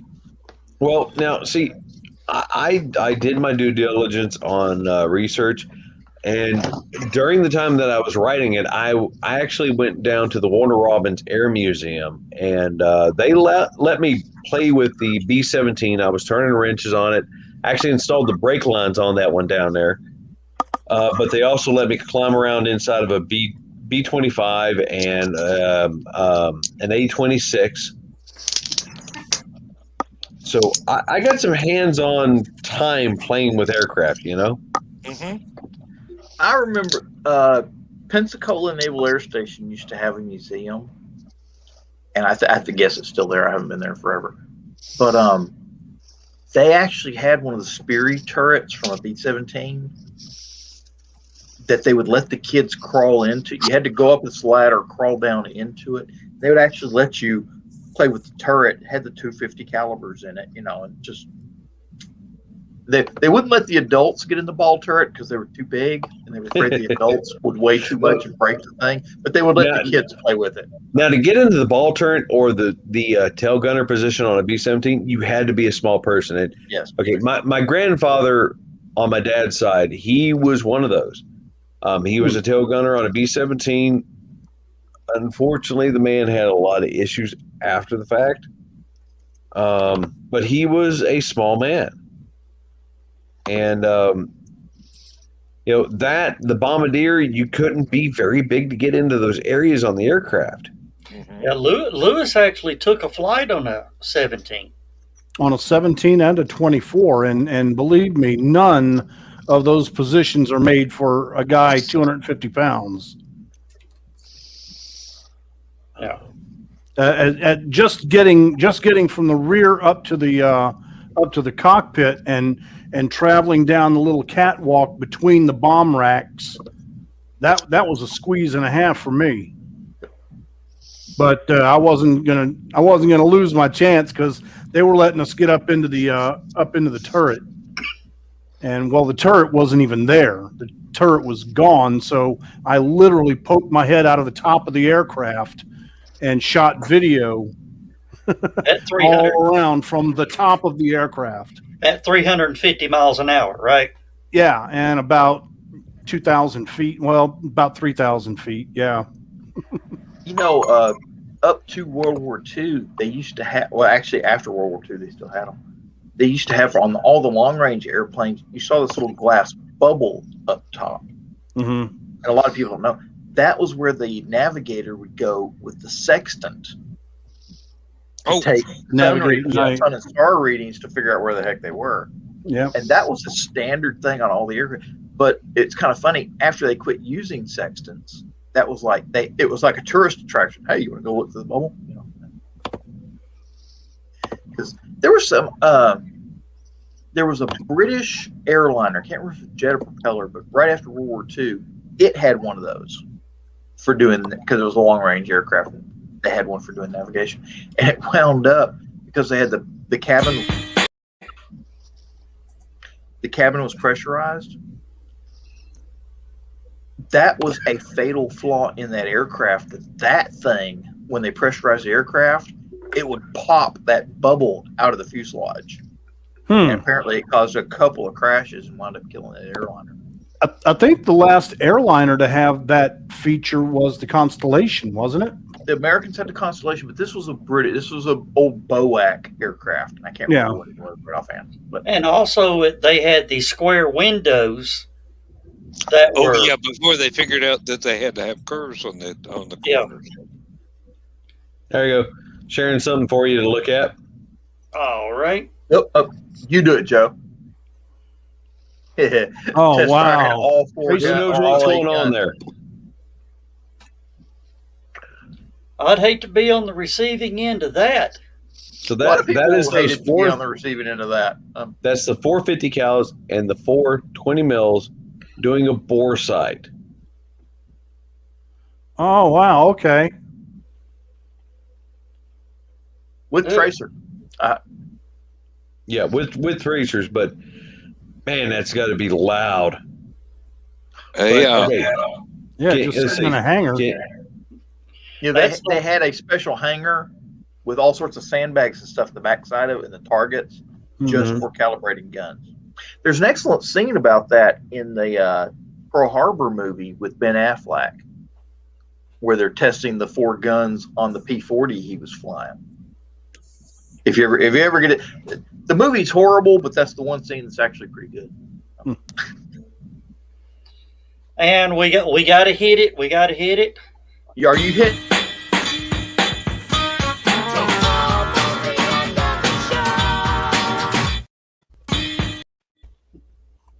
Well, once was enough. I was trying to save John some embarrassment, but It was too late. Hey. Oh, I can work a sock puppet with no hands. yeah. I ain't touching that line. Which You're reminds not supposed to. that reminds me of the Sesame Street meme with the Count looking in the mirror, and you see the hand. You- One ringy dingy. Yeah. Well, everybody, thank you for joining us tonight. We found Joe, by the way. Yeah. I didn't know we'd lost him. Well, he But, was yeah, AWOL at the beginning of the show. Do what? I just said you were AWOL at the beginning of the show. Yeah. Well, right before the beginning. Yeah. My son decided to tell me he cut yard for extra money. Mm-hmm. Decided to tell me he needed gas because he's out of gas and he's got like 5 yards to cut tomorrow at 8:15. Oh, so you had to go down and get a tank, a can of gas for the lawnmowers. And he only uses 100% gas on his lawnmowers. Good idea. Well, because the alcohol stuff is crap. Yeah. Tell me about it.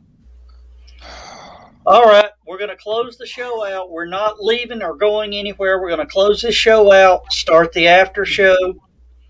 Lewis, I guess you're headed to bed. No, I've got to do the news for tomorrow morning. Oh, okay.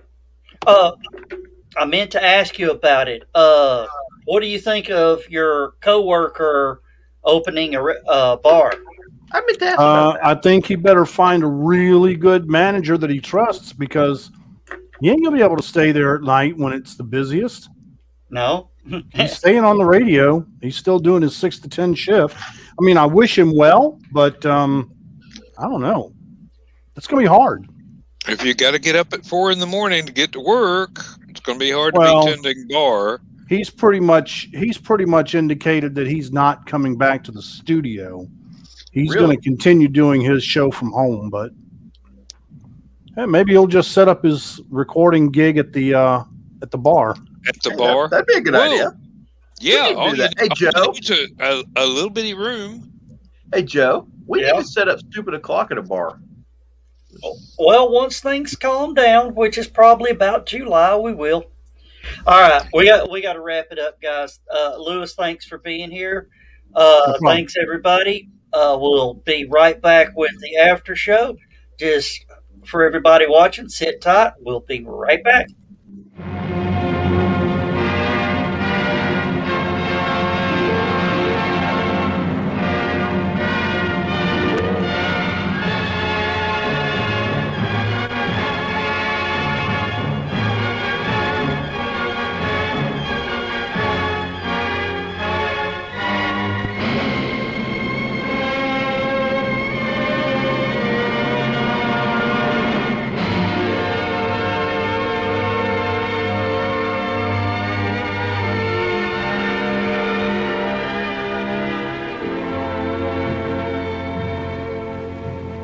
I have slept the surly bonds of earth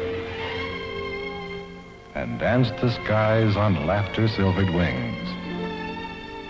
Sunward I've climbed and joined the tumbling mirth of sun-split clouds and done 100 things you have not dreamed of. Wheeled and soared and swung high in the sunlit silence. Hovering there, I've chased the shouting wind along and flung my eager craft through footless halls of air. Up, up the long, delirious, burning blue, I've topped the windswept heights with easy grace, when never lark nor even eagle flew. And while with silent, lifting mind, I've trod the high, untrespassed sanctity of space, put out my hand and touched the face of God.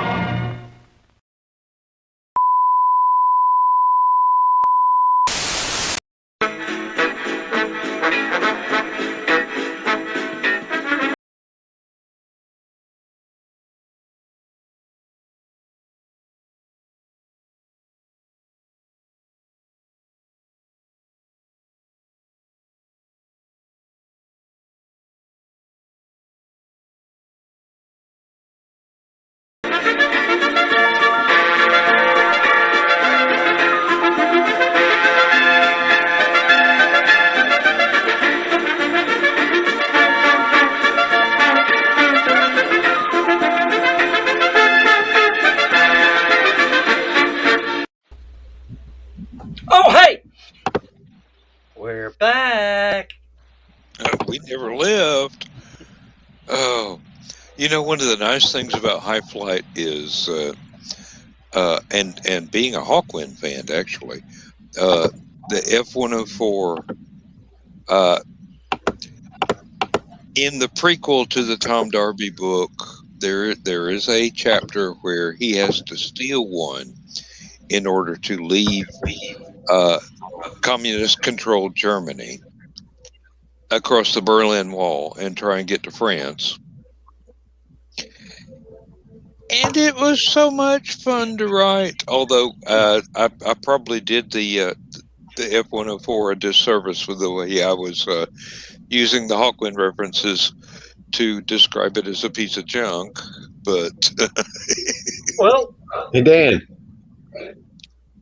Where's my stories at, man? oh man, I have been so depressed. I have not been able to be writing. I've been working on music because I can get it done in one day. But when I pull up the word processor, I get the blank page of death. Well, I got something to cheer you up. You like Hitchhiker's Guide to the Galaxy, right? Yeah. You like Doctor Who? Yeah. Hey Joe, share what Pull I'm that sharing. See that? John Drake. Oh, John. Yes, I'm in. John writes as good or better than Douglas Adams. This is his sci-fi timey-wimey novel that's going to be dropping June 1st. And I just finished reading it today. Oh my God. Any fan of Douglas Adams or Terry Pratchett is going to love it.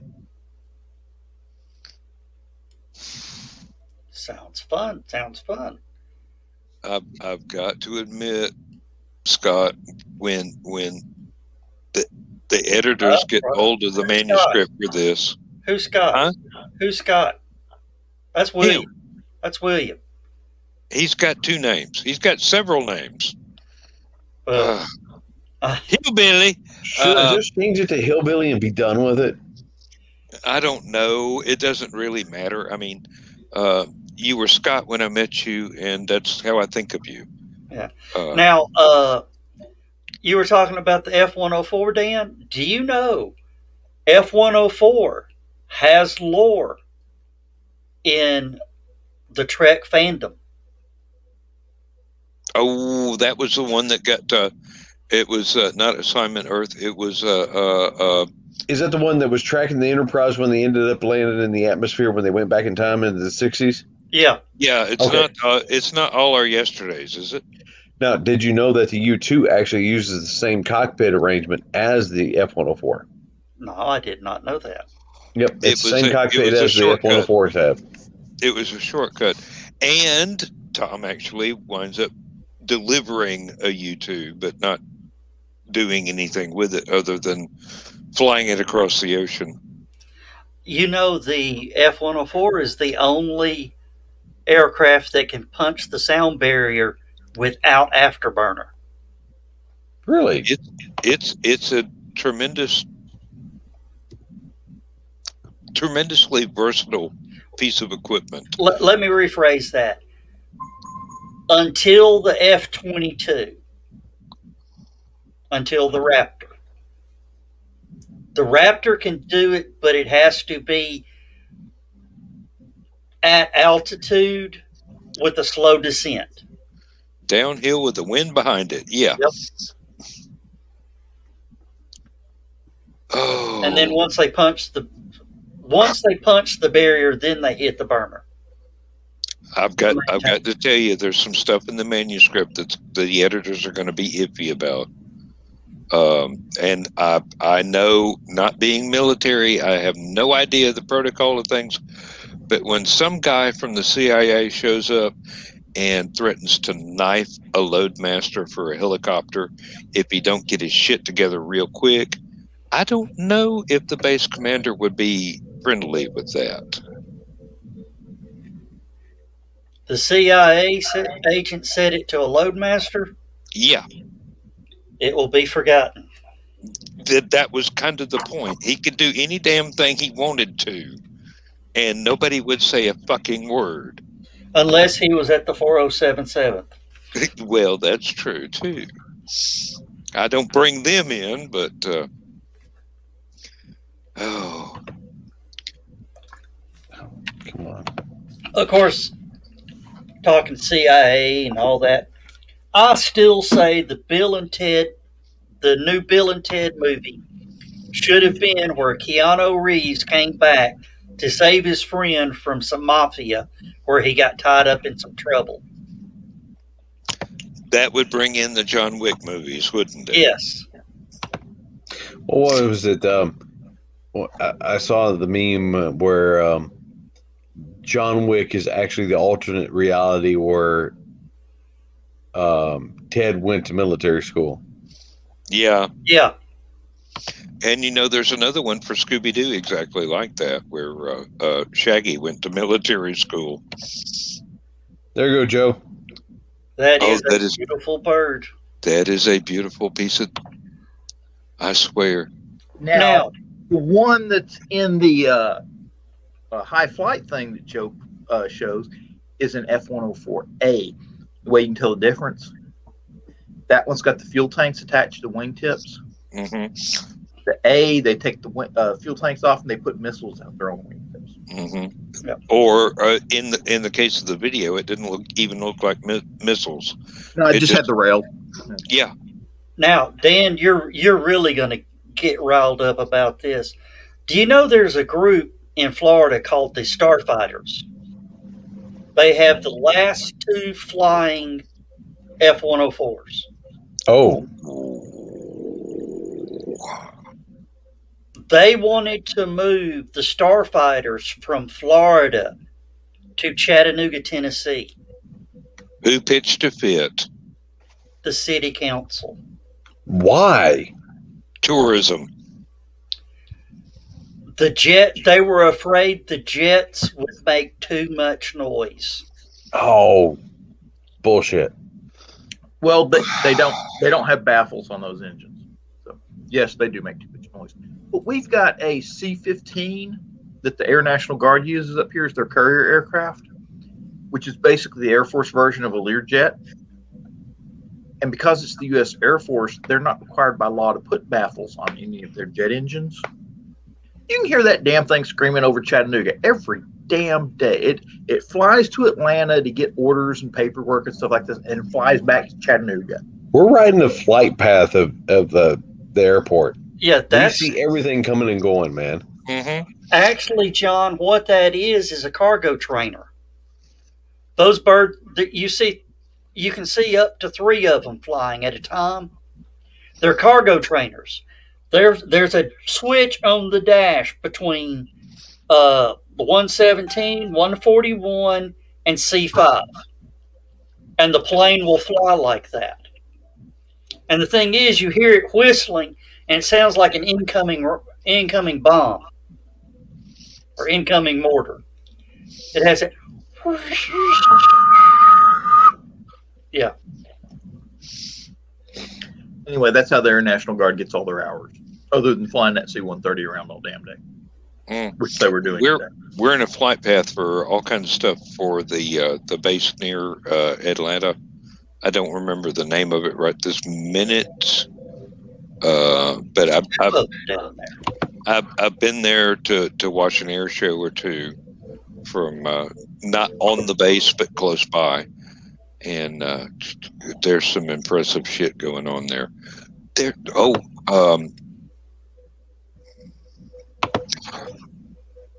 was we went out to Albuquerque, New Mexico, to watch Lindsay's boy graduate from college, and we just happened to be in a hotel real close to another air base there, and they had the tilt rotors.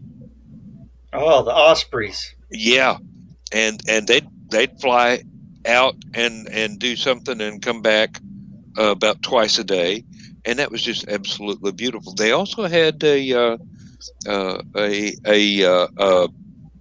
balloon regatta So you got to see all these balloons go up and drift across. And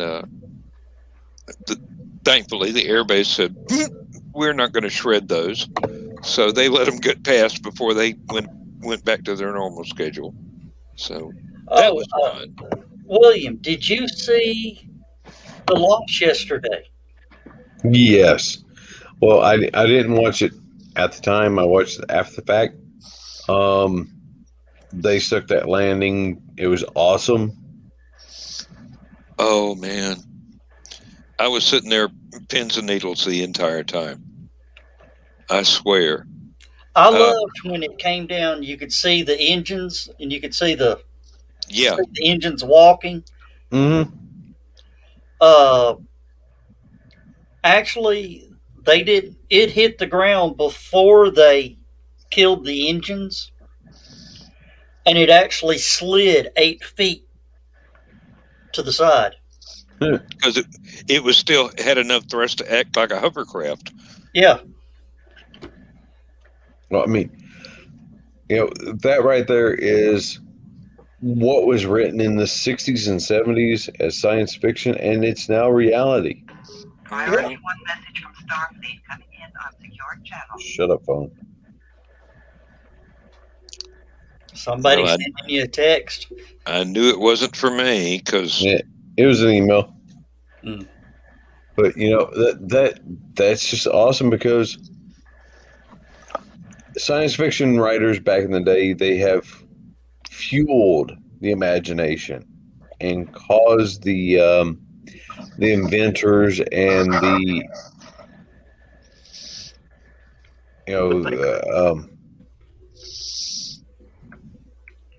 they've caused the shit to happen. I mean, shit. The cell phone. Mm-hmm. The cell phone came about because the dude wanted a communicator for Star Trek. He wanted an actual working communicator. Yep, and flip phones. That's where it started. He ended up with the brick to start with, but eventually he got the flip phone with the Motorola. Yep. Now he. I think Elon was definitely a fan of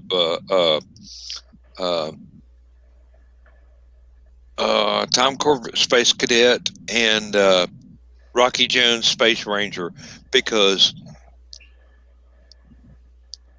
Starship sounds like the spaceships from Rocky Jones. Yeah. Now, you want to hear something real funny? Everything that Elon has done has been done in only 19 years. Yeah. And, they're planning on going to Mars. There's a damn good chance that they're going to make it. Oh, yeah. Well, now here's the funny thing. Their contract with NASA on the lunar lander has been suspended? No. Yeah, because Blue Origin and Dynetics raised all sorts of hell. So NASA has sent Elon the letter, cease all NASA production on the human landing system. Elon sent him a letter back that says, okay, well, we're planning on doing it anyway because we're going to need it for our moon base. We're just going to continue, and we'll use that money that you're going to give us to improve our lunar base. Hey, there you go. It's going to be, we're going to do it anyway, so here's your choice. Yeah, really. You want your logo on it or not? Yeah, really. It's like you see Elon talking to NASA, and they said, "Yeah, we're going to pause that for a minute because we're doing some negotiations on the contract and all that." And you see Elon go, "Give me a second. Hey, don't put the NASA logo on it." Okay.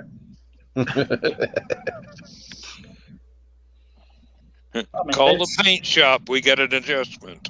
Yeah, call the paint shop. Call the paint shop. Paint that logo. Paint over that logo. I'll be right back. Me too. It's empty. Yeah, well, my bladder's full, so. All right. Well, we got one person watching on Stupid O'Clock. Thank you for staying in there. It might be Bill. I hope that ain't me. What? I hope that ain't me.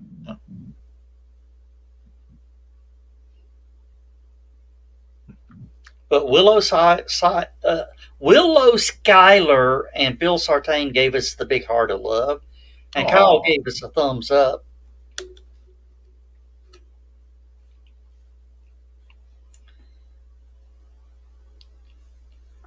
Oh man.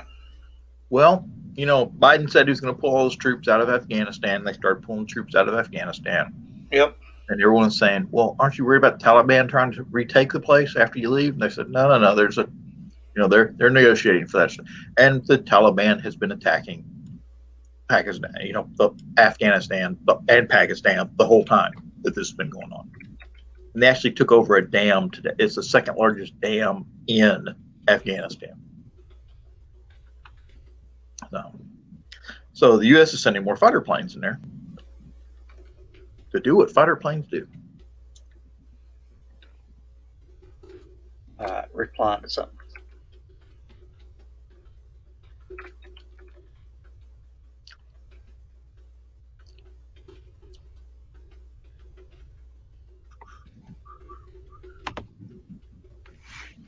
All right, there's Roberts.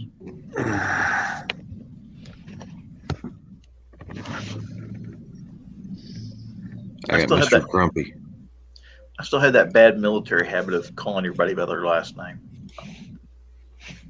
That's not such a bad. Oh, will you stop? Oh. That chin is you don't love me anymore. Okay. And thank Well, you for having the banner up there. I appreciate that.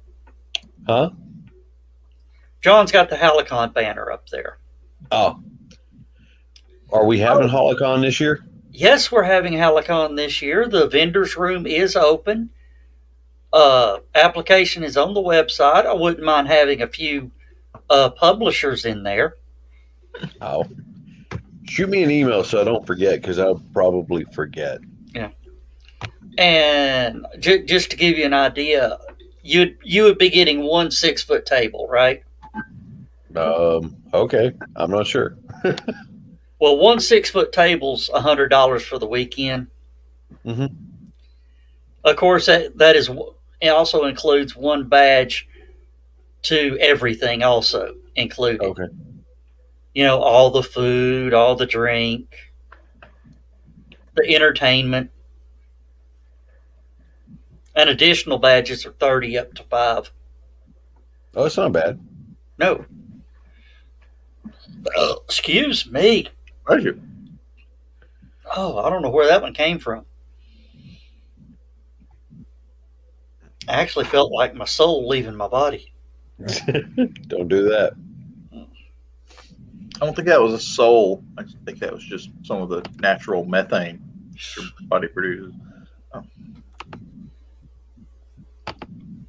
Oh, there's a channel I watch on YouTube. Oh my God. This guy just bought a big warehouse to do his cars, shoot his car videos in and all that. And I was thinking as I was watching, I said, man, I would love to just go be his camera operator for a week. And the video that he shot, took like 2 or 3 days to shoot. I know they had Taco Bell twice. You'd have been run out of that garage. I commented on it, that, I was going to volunteer as tribute to, be a camera operator for a week. But you guys eat Taco Bell too much. And I noticed there's not enough exhaust fans on that back wall for me and Taco Bell to be in that same building. And then right after it, I said, and my wife just agreed to this. The comment back from him, he laughed, commented back, and says, "Thanks for the heads up." Oh.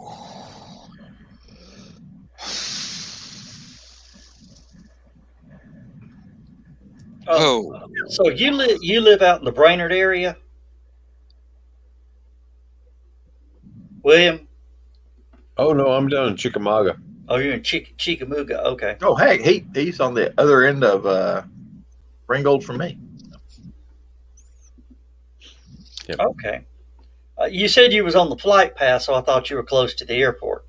No, all that stuff comes in from Atlanta, flies right over Chickamauga, East Ridge, South Yeah. Max Smith Road, North Max. Everything coming in, unless the wind patterns are just right and they shift everything to a northwest landing, we end up seeing everything come through. So, I mean, You see it coming or we had some C-130s come through not long ago, and the A2s, that the Navy trainers, they come through and they do touch and goes every now and then. Yeah. Yeah, we're on some kind of training flight path here too, so we see a lot of stuff go by. Anything from cargo planes to actually there was a fighter plane that buzzed my mom and dad's house. I thought it was going to take the TV antenna off the top of the house. It was flying so low. I mean, I looked up and the thing's bigger than the school bus that I rode, and I'm going, that thing's close to the ground. Well, I was working out by the airport when the Blue Angels flew in one year. I'm not going to say the guy was low to the ground, but he had blue eyes.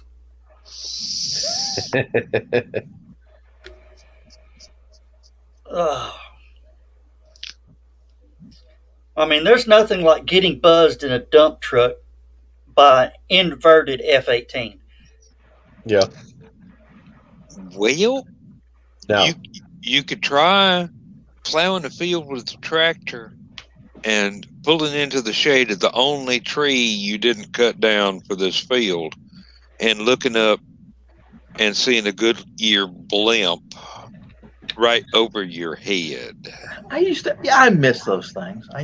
Back when we were living in Orlando, we used to see them all the time.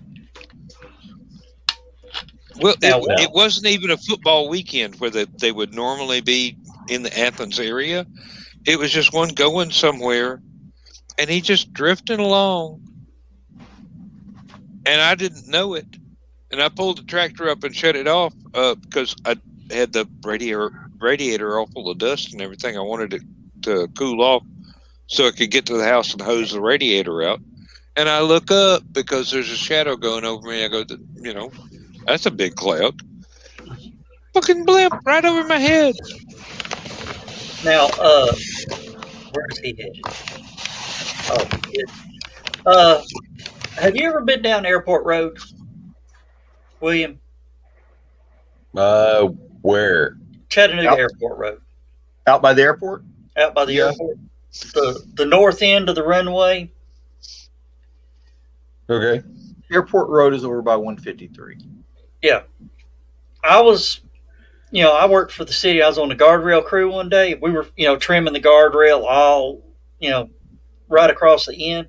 And all of a sudden, hot sunny day, all of a sudden it got dark and cool. And then the noise came.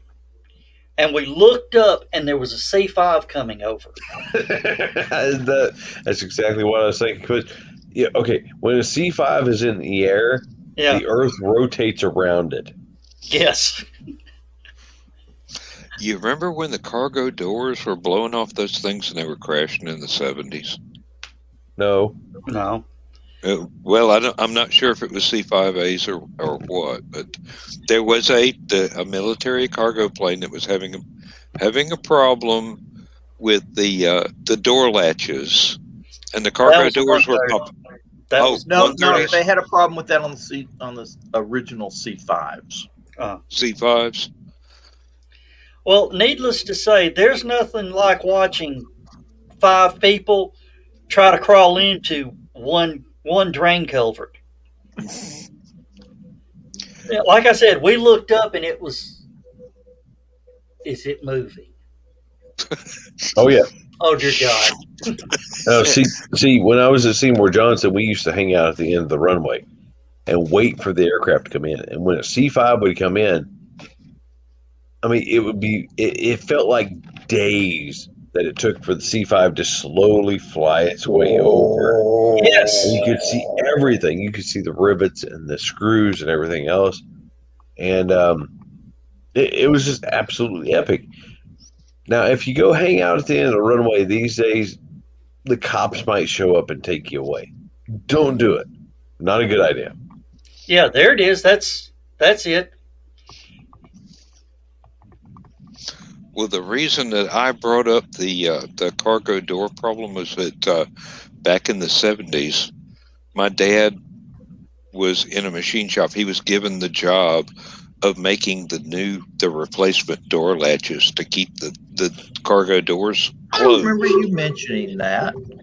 Yeah, and they were huge things. I mean, as long as my arm, great big chunk of metal, and it was a really simple piece of mechanism. And Dad made them. I mean, he didn't design them or anything. He was handed the blueprints and went to the machine shop and cut the parts out. And I saw them stacked up, the finished ones on a pallet ready to be shipped out. They had to be X-rayed and everything to make sure they didn't have any flaws. And after Dad made the parts, damn plane stopped crashing. So I figured he did something right.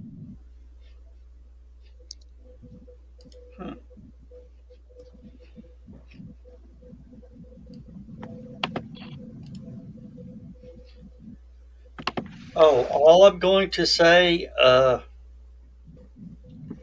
is you guys need to be watching. I don't think William's part of the group, but the latest posts in the Secret Humor group. I wonder if the band will hit, if somebody's getting the band hammer before the night's over. Yeah. Whoa! I'll have to read what's going on. Somebody said something that was too much for Uncle Carl. So when are you adding me to this group? We'll ask permission. For Uncle Carl's secret group, you pretty much had to apply,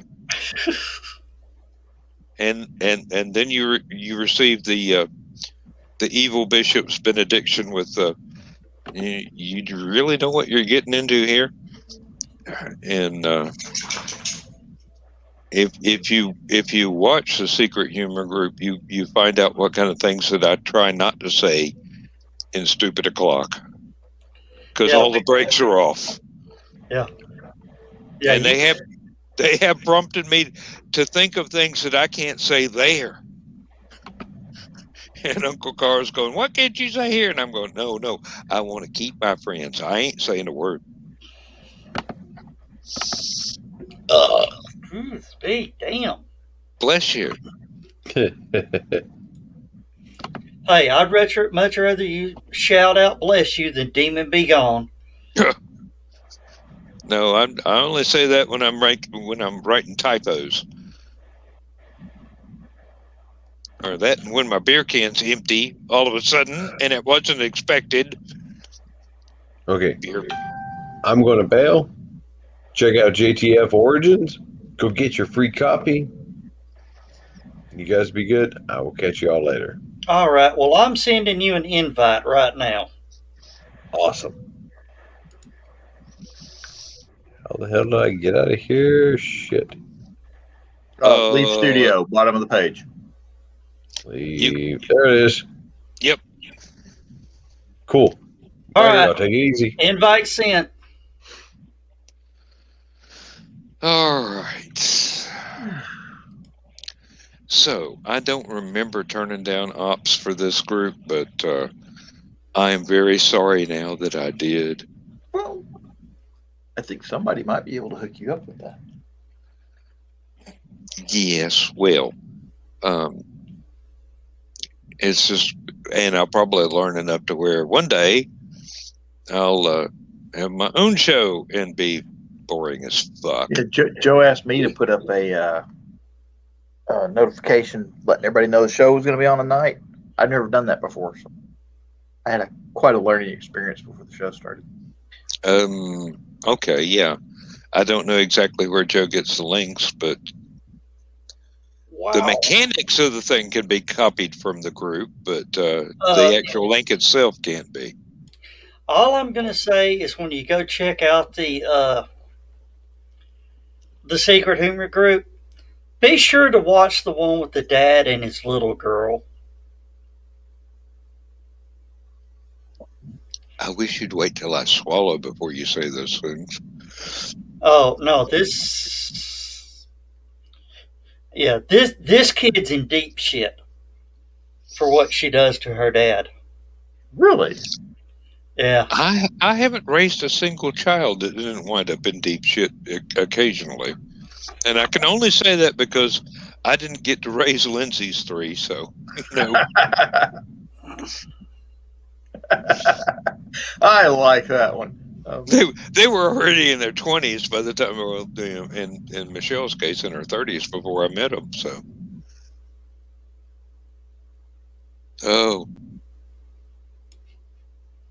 Sean got in deep shit early on when he came to visit his mother, and got on my computer and found out he was surfing porn sites, and I rigged up the computer to where it was one of those where you actually had a key to turn on the keyboard. I rigged up something to where when you booted the computer up, it would come up with a bright red screen that said, press any button to format the hard drive. This will erase all information on the computer.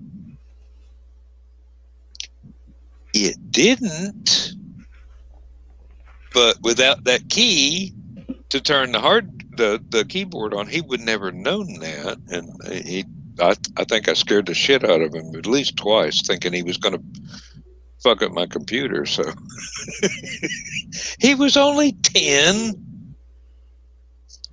No, that's when you come to. Oh, he's 10. Never mind. He was. Now he's in his 30s. I mean, mid 30s.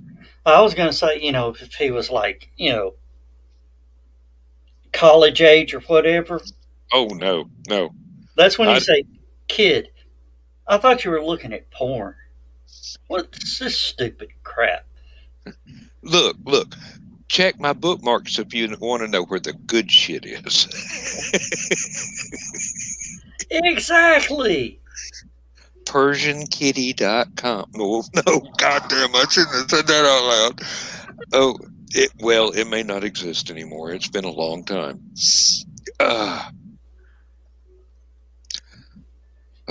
Been a very long time. Oh, damn, guys, I am tired.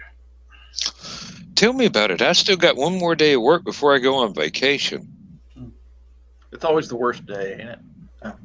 Well, and today I got mistaken about what I had to do, and what I thought I had to do is not due for 2.5 weeks. Okay.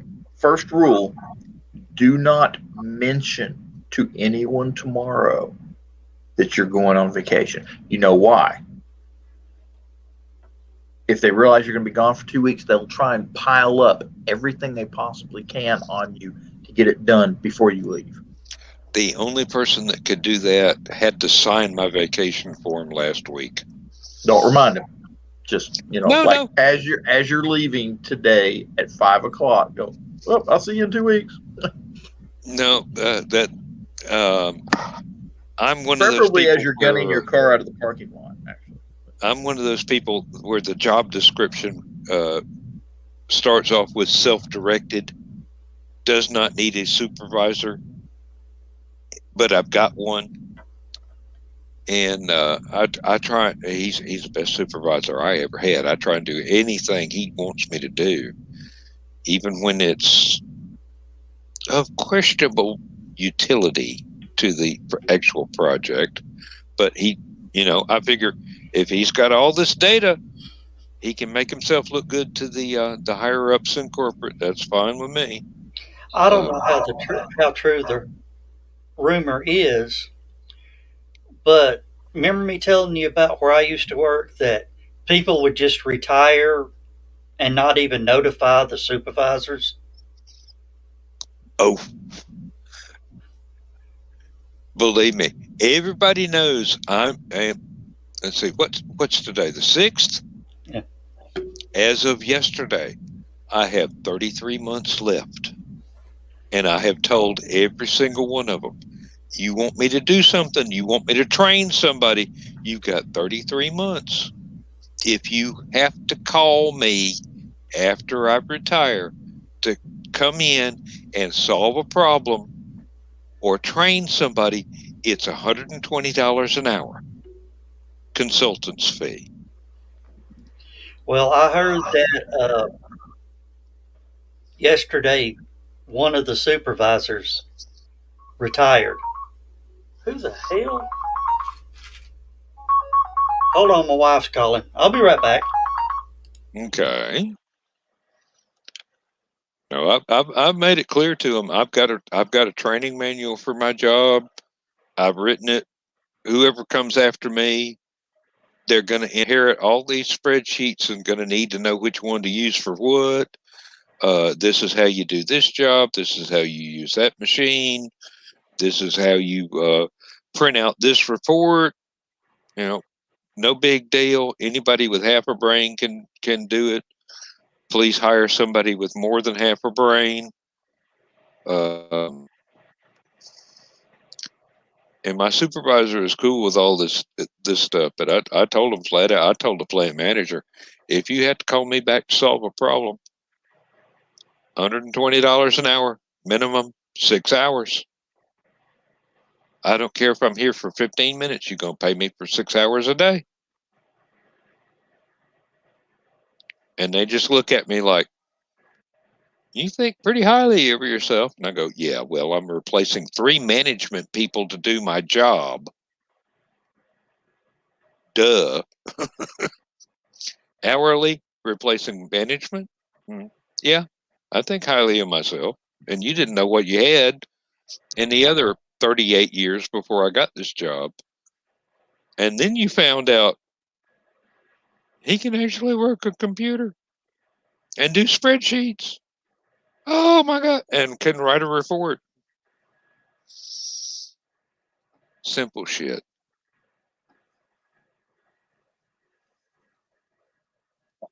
But I don't think any of our cell phone jockeys we've been hiring can do the same sort of thing. We got a few people that sit around and play World of Warcraft on the job rather than doing the job. Thank God it's not the one I do. It's something else entirely different. But, oh man. What I wish I could do is hack the damn air conditioner in the break room so that the maintenance man can't crank it down to 60 degrees every day when it's just barely 70 outside. But they crank it down so low. I have opened up the refrigerator to get my lunch out, and it's warmer in the refrigerator than it is in the room. They turn the air conditioner down that low. I mean, it's got to be like 48 or thereabouts. I mean, perfect temperature for beer, but not a good temperature for me. We had this one classroom at our National Guard Armory. And they had one of those plastic boxes over the thermostat. Mm-hmm. And we'd go in there, and it'd be middle of winter. It'd be cold. I mean, you could literally, in certain parts of the room near the windows and doors, you could see people's breath because they just didn't have. You're trying to eat your lunch. You have to microwave it every 5 minutes. Your lips are turning blue.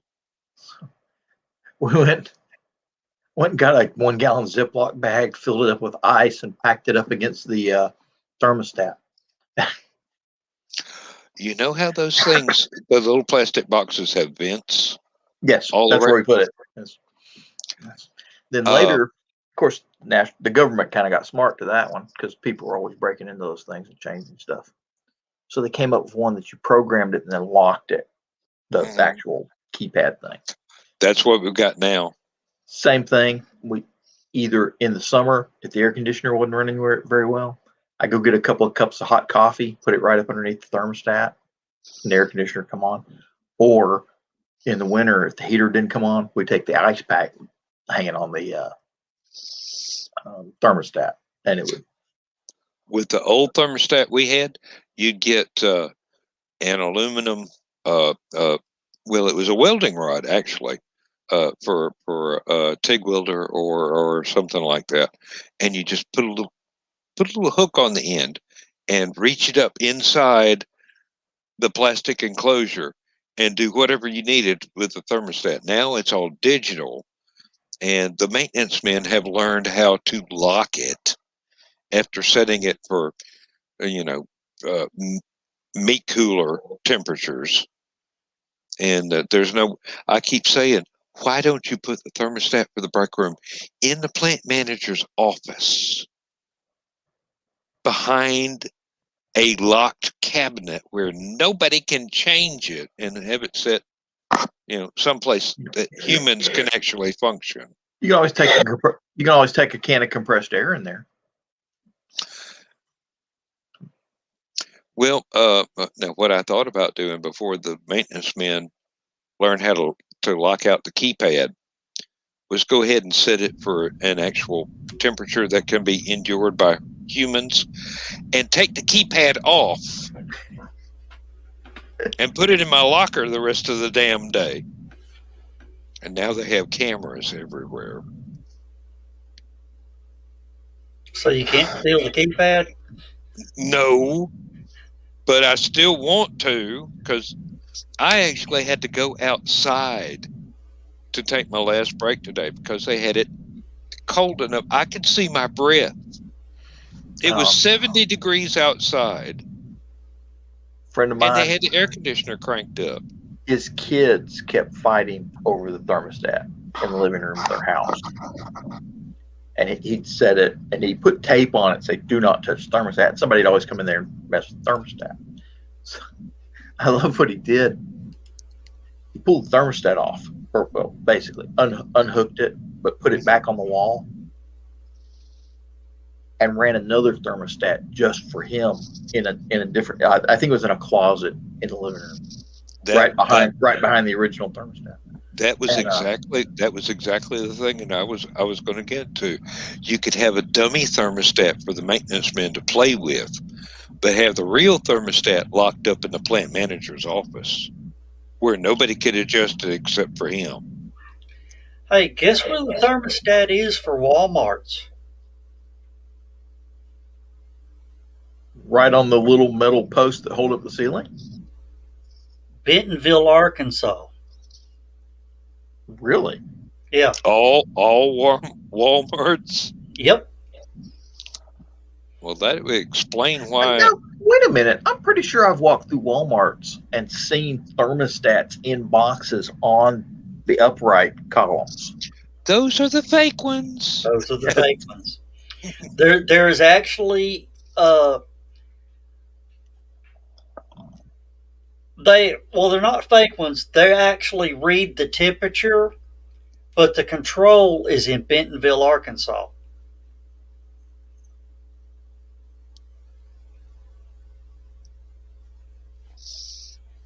That's genius. I don't care how greedy those folks are, but that is genius. They're going to set it according to the budget. Exactly. Mm-hmm. Well, of course, Walmarts have to have a certain temperature because of the grocery store section. Yeah, but that most of that is in enclosed coolers or in the floor-mounted freezer boxes or whatnot. Yeah. So those have their own individual settings, but they don't, except for the overflow, they don't affect the actual environment. And that's just why what's in that area. Yeah, that's why in the summer it's hot in Walmart, and it's cool in the winter.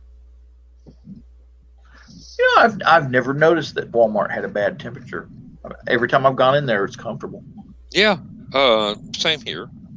The only time I'm uncomfortable is when I'm walking in the frozen food sections. The only problem I've ever had at Walmart, rain. It's like that place turns into a swamp, because of the big doors and everything.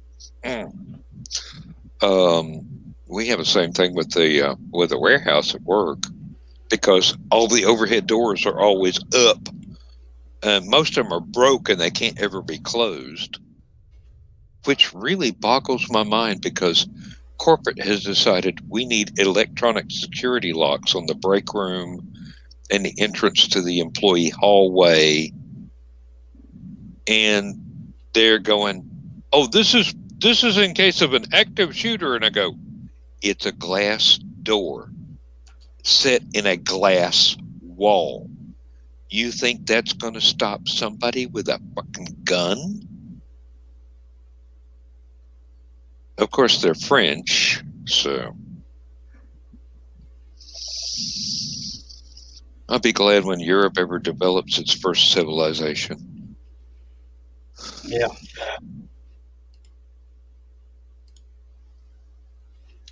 course, I could get fired for saying that there. Oh, I'll be glad when the Earth finally comes up with a developed civilization. Well, I was talking it'll probably earlier. be Sheldon Cooper. I was talking earlier about that storm that hit our house. Yeah. I've been looking at some news feeds. Apparently, it's knocked a bunch of trees down and hurt a bunch of people here in Chattanooga. Huh. Well, damn, I hate that. There's enough damn suffering in the world without weather causing more.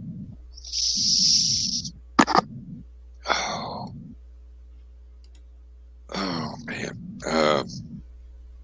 I was reading about the difficulty of medical obtaining medical treatment in India right now. As overpopulated as it is. I'm wondering about that. India is basically the most populous country in the world. Yeah, definitely. And beats out China even. How is it that we're only just now hearing about COVID problems in India? Because most of it was dismissed as being trivial earlier, and now it's totally berserk. And India never did shut down.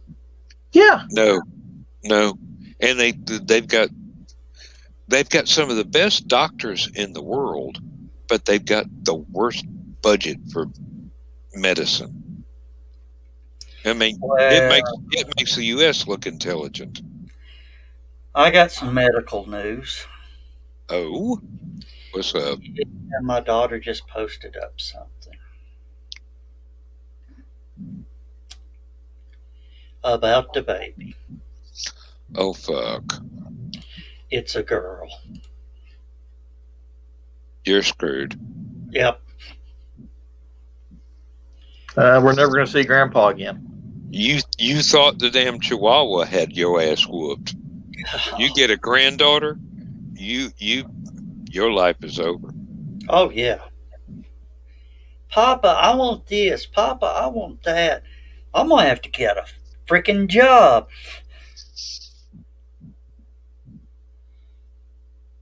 Yeah, 2 or 3, I would say. Because I've got grandchildren. Let me tell you. Oh. Of course, I did find out one thing. The other day, the oldest granddaughter, the one with cystic fibrosis, and the grandson got in a fight. You know what it was about? I haven't the faintest idea. Harry Potter. Which aspect? Which was the better house?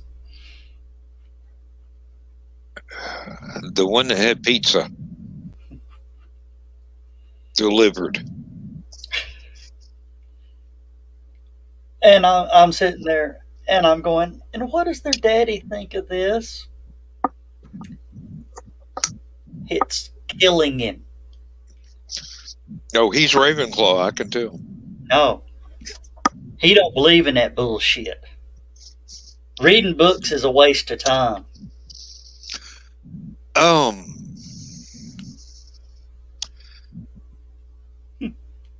Canvas, quicklime, and a shovel. That's all I'm saying. A little bit of duct tape might help. Why not canvas and about 18 dead car batteries? Well, if you've got a boat, but chicken wire would be better.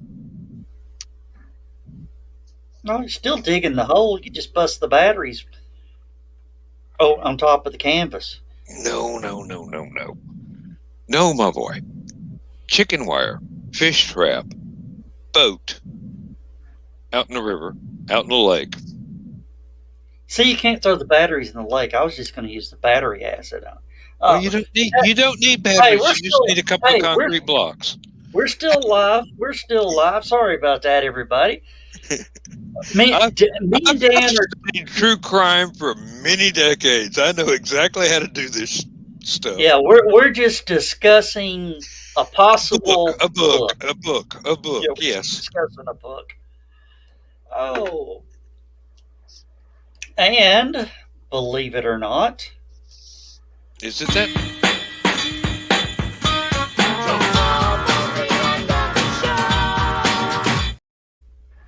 I swear the after show gets shorter every week. No, we're actually 5 minutes out. We have done 3 hours of total bullshit. Well, yeah, that's what you hired us for. Yep. And your payment should be coming soon. Which is also total bullshit.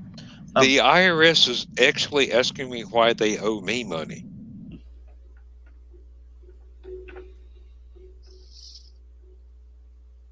All right. What do I got to know to get to figure out how to do the ops? You'll have to give me a tutorial privately, I guess. Yeah. It's pretty much I'm going to send you an email to log into. Then once you log in, it's going to request a code. Then you send me a message saying I need the code. Then I give you the code, and then you log in, enter the code, and then so it's basically the IRS website all over again. Damn near. But in June, I'm going to ask all of you to sign out, and I'm going to be able to reassign you administrative duties. Okay. Whereas I will have full control. See, right now, if John or Skunk get pissed, they could come in and delete every file. That's not quite secure. No. With the new one, certain permissions will be given. There's one permission that you would have super ops, and guest admin sort of thing. Yeah. One will be, I think, certain people can schedule and delete shows. Some people can come in and add and delete files. Some people can only start and stop the show. Yeah, StreamYard found out that somebody needs to be, one of the extra people on screen needs the ability to start and stop the show. Because the guy that created StreamYard, the channel owner. Yeah. No. Yeah, he was the channel owner. The guy that created StreamYard, excuse me. Yeah. He was the channel owner of that show. His power went out. Left the... That's never happened before, has it? Left the co-founder just sitting there going, hi. He couldn't in the show. He couldn't bring up any comments, anything. He's just like, oh boy. Technical question: is there a central repository of the files that you use, or do I have to download them and keep them locally? They're all right here on the site. Yep. On the site. Banners, Okay. brand, and stuff. Yeah. All the rim shots, all the Yep. the I'm sorry, sweetie. Honey Badger doesn't give a shit. See, John did that. I did. Yeah. well, I certainly didn't. I bet it was Dan. I know John did that because I was going to hit this one. Thanks, Dan.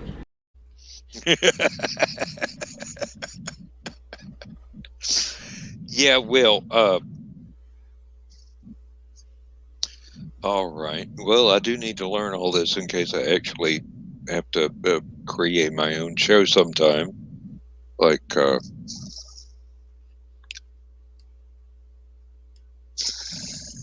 All right, we're at 59, so we're going to say goodnight, everybody. We got somebody in. Let me look real quick. Hey, me. They're on my page, so whoever tuned in from my page, thank you. Probably Facebook. Yeah, they're on my Facebook page. You tuned in just in time for us to say good night, everybody. Say good night, everybody. good night, everybody.